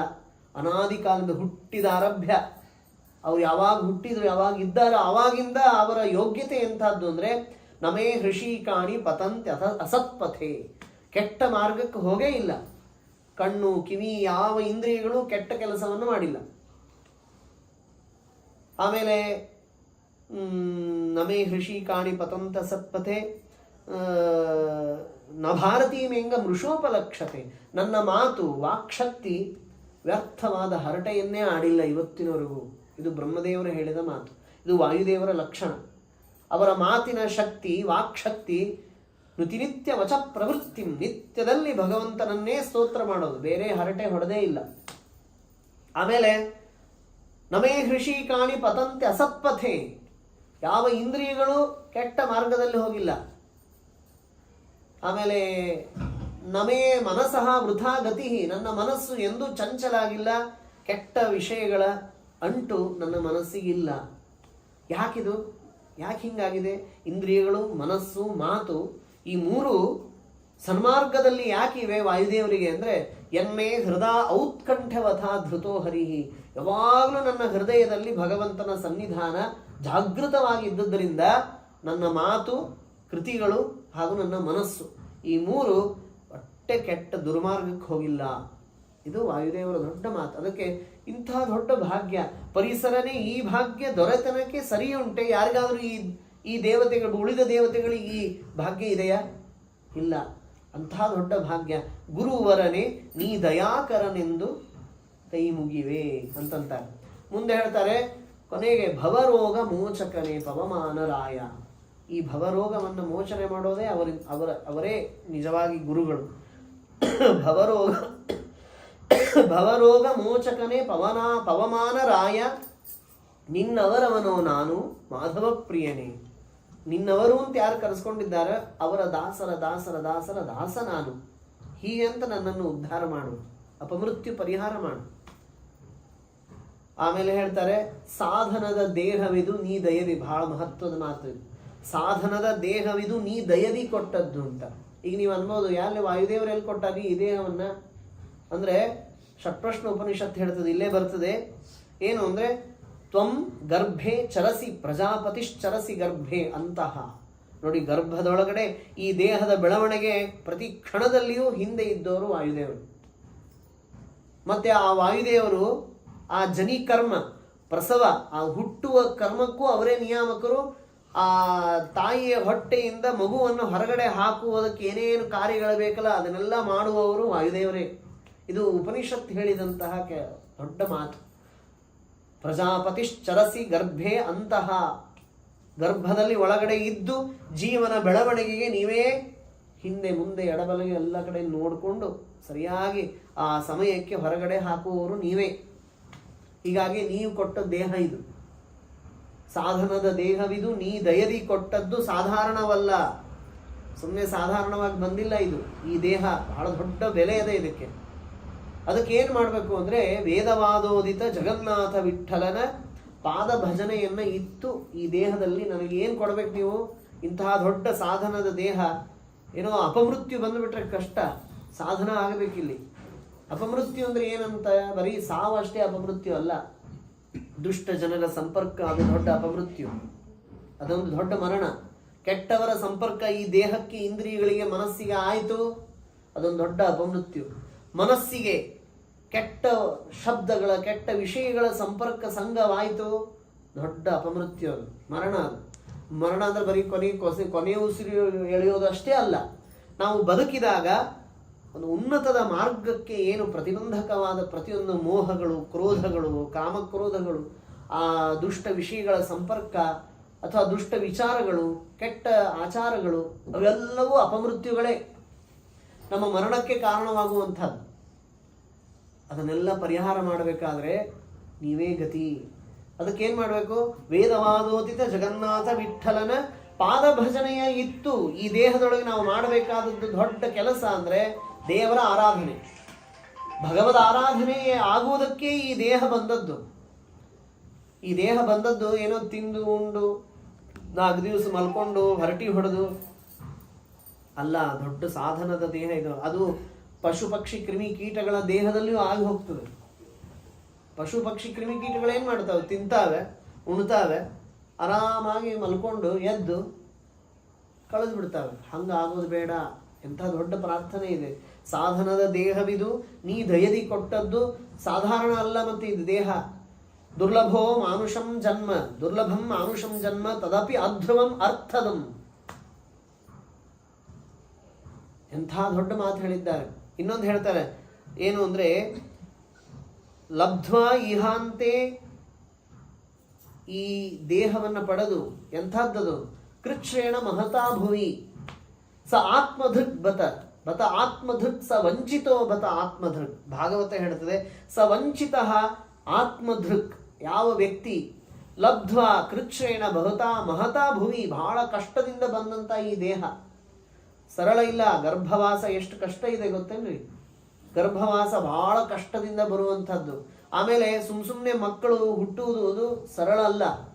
ಮಕ್ಕಳು ಆಗುವುದು, ಮಕ್ಕಳು ಹುಟ್ಟಿ ಬರೋದು, ಈ ದೇಹ ಬರೋದು, ಇದಕ್ಕೆ ಸೈನ್ಸಲ್ಲೇ ಡಾಕ್ಟರ್ಸ್ ಹೇಳ್ತಾರೆ ಏನು ಅಂದ್ರೆ, ಒಂದು ಮಗು ಈ ದೇಹವನ್ನು ಪಡೆದು ಹೊರಗಡೆ ಬರಬೇಕಾದ್ರೆ ಅದು ಸಾವಿರಾರು ಗಂಡಾಂತರಗಳನ್ನು ದಾಟಿ ಬಂದಿದ್ರೆ ಮಾತ್ರ ಹುಟ್ಲಿಕ್ಕೆ ಆಗ್ತದೆ. ಇದು ಸೈನ್ಸ್ ಹೇಳುವ ಮಾತು, ಡಾಕ್ಟರ್ಸ್ ಹೇಳುವ ಮಾತು. ಹೇಳ್ತಾರೆ ಅವರು, ಇಷ್ಟೆಲ್ಲ ಪ್ರಾಬ್ಲಮ್ ಇದ್ದು ಇಷ್ಟು ಜನಸಂಖ್ಯೆ ಇದ್ದದ್ದೇ ಆಶ್ಚರ್ಯ ಅಂತ. ನಮ್ಮ ಗುರುಗಳು ಹೇಳಿದ್ದು, ಒಬ್ಬ ಡಾಕ್ಟರ್ ಯಾರೇ ಒಬ್ಬರು ಡಾಕ್ಟರ್ ಹತ್ರ ಬಂದ್ರೆ ಅದ್ರದ್ದೆಲ್ಲ ಮಾತಾಡ್ತಿದ್ರು ನಮ್ಮ ಗುರುಗಳು. ಅವಾಗ ನಾವು ಪಾಠಕ್ಕೆ ಕೂತಾಗ ನಾವು ಕೇಳ್ಕೊಂಡು ಮಾತಿದ್ವಿ. ಏನು ಅಂದ್ರೆ, ಬಹಳ ಪ್ರಾಬ್ಲಮ್ ಇವೆ ರೀ, ಆದ್ರೆ ಹುಟ್ಟಿ ಬರ್ತದೆ ಈ ದೇಹ, ಈ ನಮಗೆ ಪ್ರಾಪ್ತಿ ಆಗ್ತದೆ. ಅದರಲ್ಲೂ ತತ್ರಾಪಿ ಶತಕೋಟಿ ಮಾನುಷತ್ವಂ ತತ್ರಾಪಿ ಜನ್ಮ ಶತಕೋಟಿಷು ವೈಷ್ಣವತ್ವಂ. ಅದಕ್ಕೆ ಹೇಳ್ತಾರೆ, ಸ ವಂಚಿತೋ ಬತ ಆತ್ಮಧೃಕ್ ಮಹತಾ ಕೃಚ್ಛೇಣ ಮಹತಾ ಭುವಿ ಲಬ್ಧ್ವಾ ಆಪವರ್ಗ್ಯಂ. ಎಂತಹ ದೊಡ್ಡ ಸಾಧನ ಆಗೋದಿದೆ ಈ ದೇಹದಲ್ಲಿ ಅಂದ್ರೆ, ಭಗವಂತನ ಸಾಕ್ಷಾತ್ಕಾರ ಆಗುವಂತಹ ಈ ದೇಹವನ್ನು ಇಟ್ಕೊಂಡು ವಿಷಯೇಷು ವಿಸಜ್ಜತೆ, ಮತ್ತೆ ಇದೇ ತಿನ್ನೋದು, ಉಣ್ಣೋದು, ಮಲ್ಕೊಳ್ಳೋದು, ಹರಟಿ ಹೊಡೆಯೋದು ಹಿಂಗಾಗಿ ಹೋಗ್ತದಲ್ಲ ಅಂತ ಭಾಗವತದಲ್ಲಿ ನಮ್ಮನ್ನು ಕುರಿತು ಎಚ್ಚರಿಸಿದ್ದಾರೆ. ಎಂತಹ ದೇವರನ್ನೇ ಕಾಣುವ ಸಾಮರ್ಥ್ಯ ಇರುವ ಈ ದೇಹವನ್ನು ಪಡೆದು ಮತ್ತೆ ಅದೇ ತಿಂದದ್ದೇ ತಿನ್ನೋದು, ಉಂಡದ್ದೇ ಉಣ್ಣೋದು, ಮತ್ತೆ ಹರಟಿ ಹೊಡೆದ್ದೇ ಹೊಡೆಯೋದು, ಮತ್ತೆ ಅದೇ ಸೀರಿಯಲ್ಲು, ಅದೇ ಹರಟಿ, ಅದೇ ಜನ, ಇದರೊಳಗೆ ಇದೇ ಹಿಂಗೆ ಹೋಯ್ತಲ್ಲ. ದೊಡ್ಡ ಎಚ್ಚರಿಸ್ತಾರೆ. ಸಾಧನದ ದೇಹವಿದು, ನೀ ದಯದಿ ಕೊಟ್ಟದ್ದು ಸಾಧಾರಣವಲ್ಲ. ಮತ್ತೆ ಏನ್ ಮಾಡ್ಬೇಕು ಅಂದ್ರೆ, ತತ್ವೋ ಯತೇತ ಕುಶಲಃ ಕ್ಷೇಮಾಯ ಚ ತಮಾಶ್ರಿತಃ. ಅದಕ್ಕೆ ವೇದವಾದೋದಿತನಾದ ಜಗನ್ನಾಥ ವಿಠ್ಠಲನ ಪಾದ ಭಜನೆ ಈ ದೇಹದಲ್ಲಿ ಆಗಬೇಕು, ಈ ಮನಸ್ಸಿನಲ್ಲಿ ಆಗಬೇಕು, ಈ ಮಾತುಗಳಲ್ಲಿ ಆಗಬೇಕು, ಕೃತಿಗಳಲ್ಲಿ ಆಗಬೇಕು. ದೇವರ ಆರಾಧನೆ, ದೇವರು ಯಾರು, ಈ ಇಡೀ ಜಗತ್ತಿನ ಹಿನ್ನೆಲೆಯ ಶಕ್ತಿ ಯಾರು, ಅದನ್ನು ತಿಳಿದು ಈ ದೇಹ ನನಗೆ ಯಾಕೆ ಬಂದಿದೆ ಅದನ್ನು ತಿಳ್ಕೊಂಡು ಈ ದೇಹದಲ್ಲಿ ಏನೇನು ಪಡೀಬೇಕು, ಈ ದೇಹದಿಂದ ದೊಡ್ಡ ಫಲವನ್ನು ಪಡೆಯುವುದಕ್ಕೆ ಮಾರ್ಗದರ್ಶನ ನೀವು ಮಾಡಬೇಕು. ಅಷ್ಟಾಗದ ಹೊರತು ನಮಗೆ ಅಪಮೃತ್ಯು ಕೊಡಬೇಡ್ರಿ ಅಂತ ಬೇಡ್ಕೋಬೇಕು. ಏನೇನು ಓದೋದಿದೆಯಲ್ಲ ಓದಬೇಕು ಈ ದೇಹದಲ್ಲಿ. ಏನೇನು ಸಾಧನ ಮಾಡಬೇಕು, ದೊಡ್ಡ ದಾನ ಧರ್ಮ ಏನೇನು ಮಾಡಬೇಕು ಎಲ್ಲ ಈ ದೇಹದಲ್ಲೇ ಮಾಡೋದು. ಏನು ಕಾಗೆ ಗುಬ್ಬಿಗಳು ಮಾಡ್ತಾವ ಅಧ್ಯಯನ? ಕಾಗೆ ಗುಬ್ಬಿಗಳು ದೇಹದಲ್ಲಿ ಏನಾದರೂ ಜ್ಞಾನಕ್ಕೆ ಅವಕಾಶ ಇದೆಯಾ? ದೇವರನ್ನು ಸ್ತೋತ್ರ ಮಾಡಲಿಕ್ಕೆ ಅವಕಾಶ ಇದೆಯಾ? ಯಾವುದಾದ್ರೂ ಪ್ರಾಣಿಗಳಲ್ಲಿ? ಯಾವ ಪ್ರಾಣಿ ಕ್ರಿಮಿ ಕೀಟ ಪಕ್ಷಿಗಳಿಗೂ ಈ ಅವಕಾಶ ಇಲ್ಲ. ದಾಸರಂತಾರೆ ಏನು ಅಂದ್ರೆ, ಶುದ್ಧ ವೈಷ್ಣವ ಕುಲದಿ ಉದ್ಭವಿಸಿದೆ ನಾನು, ಮಧ್ವಮತ ಸಿದ್ಧಾಂತ ಪದ್ಧತಿಗಳ ಬುದ್ಧಿಪೂರ್ವಕ ತಿಳಿಯದೆ ಉದ್ದಂಡ ಕಾಯವನು ವೃದ್ಧಿ ಮಾಡಿದೆ ನಯ್ಯ, ಉದ್ಧರಿಸೋ ಹರಿಯೇ. ಇಷ್ಟು ಪಾಪವನ್ನೇ ಮಾಡಿದ್ದೆ ಸಾಕು ಅಂತಂದಾಗ ದೇವರ ಮುಂದೆ ಹೇಳ್ಕೊಂಡ್ಬಿಡ್ರಿ, ಇಷ್ಟಾದ್ರೂ ಸಾಕು, ಇನ್ನಾದ್ರೂ ಒಳ್ಳೆ ಹಾದಿ ಹಿಡಿಯೋ ಪ್ರಾಣಿ. ಎಂತಹ ಜ್ಞಾನವನ್ನು ಕೊಡುವ ಉಪನಿಷತ್ತುಗಳಿವೆ, ಬಲ್ಲವರ ಮಾತುಗಳಿವೆ, ಗುರುಗಳಿದ್ದಾರೆ, ಅವರ ಸಮಾಗಮ, ಅವರ ಸಂಘ ಬರೀ ಮನುಷ್ಯರ ಸಂಘ ಅಲ್ಲ, ಮಾತಿನ ಸಂಘ ನಮ್ಮ ಕಿವಿಗೆ ಆಗ್ಬೇಕಾಗಿದೆ. ಒಳ್ಳೆಯ ಮಾತು ನಮ್ಮ ವ್ಯಕ್ತಿತ್ವವನ್ನು ವಿಕಸನ ಮಾಡುವ, ನಾವು ಯಾವುದಕ್ಕೆ ಬಂದಿದ್ದೇವೆ ಅದನ್ನು ತಿಳಿಸಿ ಅದನ್ನು ನಡೆಯುವಂತೆ ಮಾಡುವಂತಹ ಮಾತುಗಳಿಲ್ಲ ಈಗ. ಯಾರಾದರೂ ಹೇಳ್ತಾರೆ ನೀವು ದೇವರ ಆರಾಧನೆ ಮಾಡ್ರಿ ಅಂತ, ಇನ್ನು ಧನ ಗಳಿಸ್ರಿ ಅಂತ ಹೇಳೋರಿದ್ದಾರೆ ಹೊತ್ತು ದೇವರ ಆರಾಧನೆ ಮಾಡ್ರಿ ಅಂತ ಯಾರು ಹೇಳ್ತಾರೆ? ದೇವರ ಆರಾಧನೆ ಮಾಡ್ರಿ, ಎಲ್ಲ ಕಷ್ಟಗಳಿಂದ ನಿವಾರಣೆ ಆಗ್ತದೆ, ಸಮಾಧಾನದಿಂದ ಇರ್ರಿ ಇಂಥವು ಯಾರಾದರೂ ಹೇಳ್ತಾರ? ಯಾರು ಹೇಳೋದಿಲ್ಲ. ಇನ್ನು ಇದನ್ ಮಾಡ್ರಿ, ಏನು ಸ್ವಾರ್ಥ ಜೀವನ ನಡೆಸ್ರಿ ಅಂತಲೇ ಉಪದೇಶ ಮಾಡುವವರು ಸಿಗ್ತಾರೆ. ಫ್ರೆಂಡ್ಸು ಅವರೇ, ಎಲ್ಲರೂ ಅಂಥವರೇ ಆಗ್ಬಿಟ್ರೆ ಗತಿ ಏನು? ಭಾಗವತ ಬೈತದೆ, ಅಂಥ ಜನನಿ ಅಲ್ಲ, ನಮ್ಮನ್ನ ಸನ್ಮಾರ್ಗದಿಂದ ದುರ್ಮಾರ್ಗಕ್ಕೆ ಹಚ್ಚುವ ಜನನಿ ಅಲ್ಲ, ತಂದೆ ಅಲ್ಲ, ಆಮೇಲೆ ಗುರುಗಳಲ್ಲ, ಸ್ವಜನರಲ್ಲ. ಮತ್ತೆ ಯಾರು ಅಂದ್ರೆ ಯಾರು ಮಾತಾ ಪಿತಾ ಸ್ವಜನರು ಬಾಂಧವರು ಯಾರು ನಿಜವಾಗಿ ಅಂದ್ರೆ ನಮ್ಮನ್ನ ಈ ಅಪಮೃತ್ಯುವಿನಿಂದ ಪರಿಹಾರ ಮಾಡಿ ಸನ್ಮಾರ್ಗದಲ್ಲಿ ಈ ದೇಹವನ್ನು ನಡೆಸಲಿಕ್ಕೆ ಅವಕಾಶ ಕೊಡುವವರು, ಅನುಗ್ರಹ ಮಾಡುವವರೇ ನಿಜವಾದ ತಾಯಿ, ನಿಜವಾದ ತಂದೆ, ನಿಜವಾದ ಗುರುಗಳು. ನ ಗುರುರ್ನ ಸಸ್ಯಾತ್ ಸ್ವಜನೋನ ಸಾಸ್ಯಾತ್ ಪಿತಾನ ಸಸ್ಯಾತ್ ನಮೋಚಯೇದ್ಯ ಸಮುಪೇತ ಮೃತ್ಯುಂ. ನೋಡಿ, ಏನೋ ಹಾಗೆ ಹುಟ್ಟಿ ಮರಣವನ್ನು ಹೊಂದುವ ಅಷ್ಟರೊಳಗಡೆ ನಾವು ಏನನ್ನು ಸಾಧನೆ ಮಾಡಬೇಕೋ ಅದನ್ನು ಮಾಡಿಸುವವರೇ ನಿಜವಾದ ಗುರುಗಳು, ನಿಜವಾದ ತಂದೆ, ನಿಜವಾದ ತಾಯಿ. ಎಂಥ ಮಾತು ಹೇಳ್ತಾರೆ. ಅದಕ್ಕೆ ಸಾಧನದ ದೇಹವಿದು, ನೀ ದಯದಿ ಕೊಟ್ಟದ್ದು ಸಾಧಾರಣವಲ್ಲ ಸಾಧು ಪ್ರಿಯನೇ. ವೇದವಾದೋದಿತ ಜಗನ್ನಾಥ ವಿಠಲನ ಪಾದ ಭಜನೆಯ ನಿತ್ತು ಮೋದ ಕೊಡು ಸತತ. ಮೋದ ಅಂದ್ರೆ ಆನಂದವನ್ನು ಅನುಭವಿಸ್ಬೇಕು. ಈಗ ಧನ ಇದೆ, ಆನಂದ ಇದೆಯಾ? ಯಾರಿಗಾದ್ರೂ ತೃಪ್ತಿ ಇದೆಯಾ? ಧನದಿಂದ ತೃಪ್ತಿ ಇಲ್ಲ. ಯಾವುದರಿಂದ ತೃಪ್ತಿ ಇದೆ? ಮನೆಯಲ್ಲಿ ಅನ್ನ ಇದೆಯಾ? ತೃಪ್ತಿ ಇದೆಯಾ? ನಮ್ಮನ್ನು ನಾವು ನೋಡ್ಕೋಬೇಕು. ತೃಪ್ತಿಯಿಂದ ಮೋದದಿಂದ ಇರಬೇಕಾದ್ರೆ ಸತ್ಯವನ್ನು ಅರಿಬೇಕು. ಯಾವುದು ಸತ್ಯ, ಯಾವುದು ಶಾಶ್ವತ, ಯಾವುದರಿಂದ ನಮ್ಮ ಬದುಕು ಬೆಳಗುತ್ತದೆ ಅದನ್ನು ಅರಿಬೇಕು, ಅದನ್ನು ತಿಳಿಬೇಕು, ಅದರಂತೆ ನಡಿಬೇಕು. ಅದನ್ನು ಮಾಡಿಸುವವರು ನಮ್ಮ ವಾಯುದೇವರು ಅಂತ ಜಗನ್ನಾಥದಾಸರು ಹೇಳಿದ ಆ ನಿಟ್ಟಿನಲ್ಲಿ ಇವತ್ತಿನ ಈ ಒಂದು ಕಥಾಭಾಗವನ್ನು ಮುಗಿಸೋಣ. ಮತ್ತೆ ನಾಳೆ ಯಥಾ ಪ್ರಕಾರ 6:30ರಿಂದ ಎಲ್ಲರೂ ಬರಬೇಕಾಗ್ತದೆ. ನಾಹಂಕರ್ತ ಹರಿಕರ್ತ ತತ್ಪೂಜಾ ಕರ್ಮಚಾಖಿಲಂ ತಥಾಪಿ ಮತ್ಕೃತ ಪೂಜಾ ತತ್ಪ್ರಸಾದೇನ ನಾನ್ಯಥಾ ಅನೇನ ಭಾವೇನ ಪುಣ್ಯಂ ಅವಾಪ್ನೋತು ಗುರುರ್ಮಮ. ಶ್ರೀಕೃಷ್ಣಾರ್ಪಣಮಸ್ತು. ಅಕ್ಷಯಂ ಕರ್ಮ ಯಸ್ಮಿನ್ ಪರೇ ಸ್ವರ್ಪಿತಂ ಪ್ರಕ್ಷಯಂ ಯಾಂತಿ ದುಃಖಾನಿ ಯನ್ನಾಮತಃ. ಅಕ್ಷರೋ ಯೋಜರಃ ಸರ್ವದೈವಾಮೃತಃ ಕುಕ್ಷಿಗಮ್ಯಸ್ಯ ವಿಶ್ವಂ ಸದಾ ಜಾದಿಕಂ. ಪ್ರೀಣಯಾಮೋ ವಾಸುದೇವಂ ದೇವತಾಮಂಡಲಾಖಂಡಮಂಡಲಂ. ಅನೇನ ಭಾವೇನ ಪುಣ್ಯಂ ಅವಾಪ್ನೋತು ಗುರುರ್ಮಮ.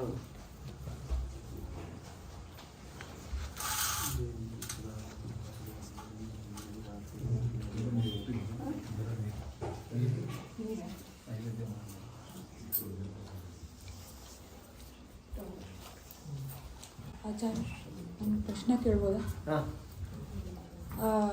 ಬ್ರಹ್ಮವಾಯು ಒಂದೇ ಕಕ್ಷ ಇದ್ರೆ ವಾಯುನೇ ಏನಕ್ಕೆ ಜೀವೋತ್ತಮ ಅಂತ ಹೇಳ್ತಾರೆ? ಅಲ್ಲ, ವಾಯುದೇವರು ಅಷ್ಟೇ ಅಲ್ಲ, ಬ್ರಹ್ಮದೇವರು ಜೀವೋತ್ತಮರೇ. ಬ್ರಹ್ಮದೇವರು ತಗೊಳ್ಳೋದು, ವಾಯುದೇವರಂತ ತಗೊಂಡಾಗ ಬ್ರಹ್ಮದೇವರನ್ನ ನೆಗ್ಲೆಕ್ಟ್ ಮಾಡಿಲ್ಲ. ಬ್ರಹ್ಮದೇವರು ವಾಯುದೇವರು ಇಬ್ಬರೂ ಕೂಡಿಯೇ ಜೀವೋತ್ತಮರು. ಬ್ರಹ್ಮದೇವರ ಅಧಿಷ್ಠಾನ ವಾಯುದೇವರು.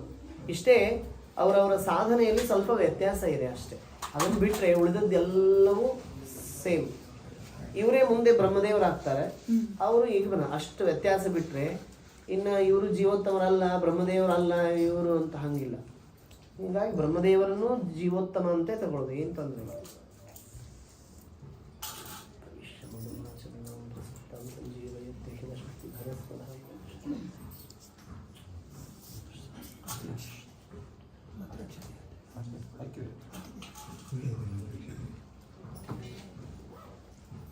ನೀವು ಉತ್ಸವಕ್ಕೆಲ್ಲ ತಗೊಂಡ್ ಬರ್ತಿರ್ಲಿಲ್ಲ ಅನ್ಕೊಂಡು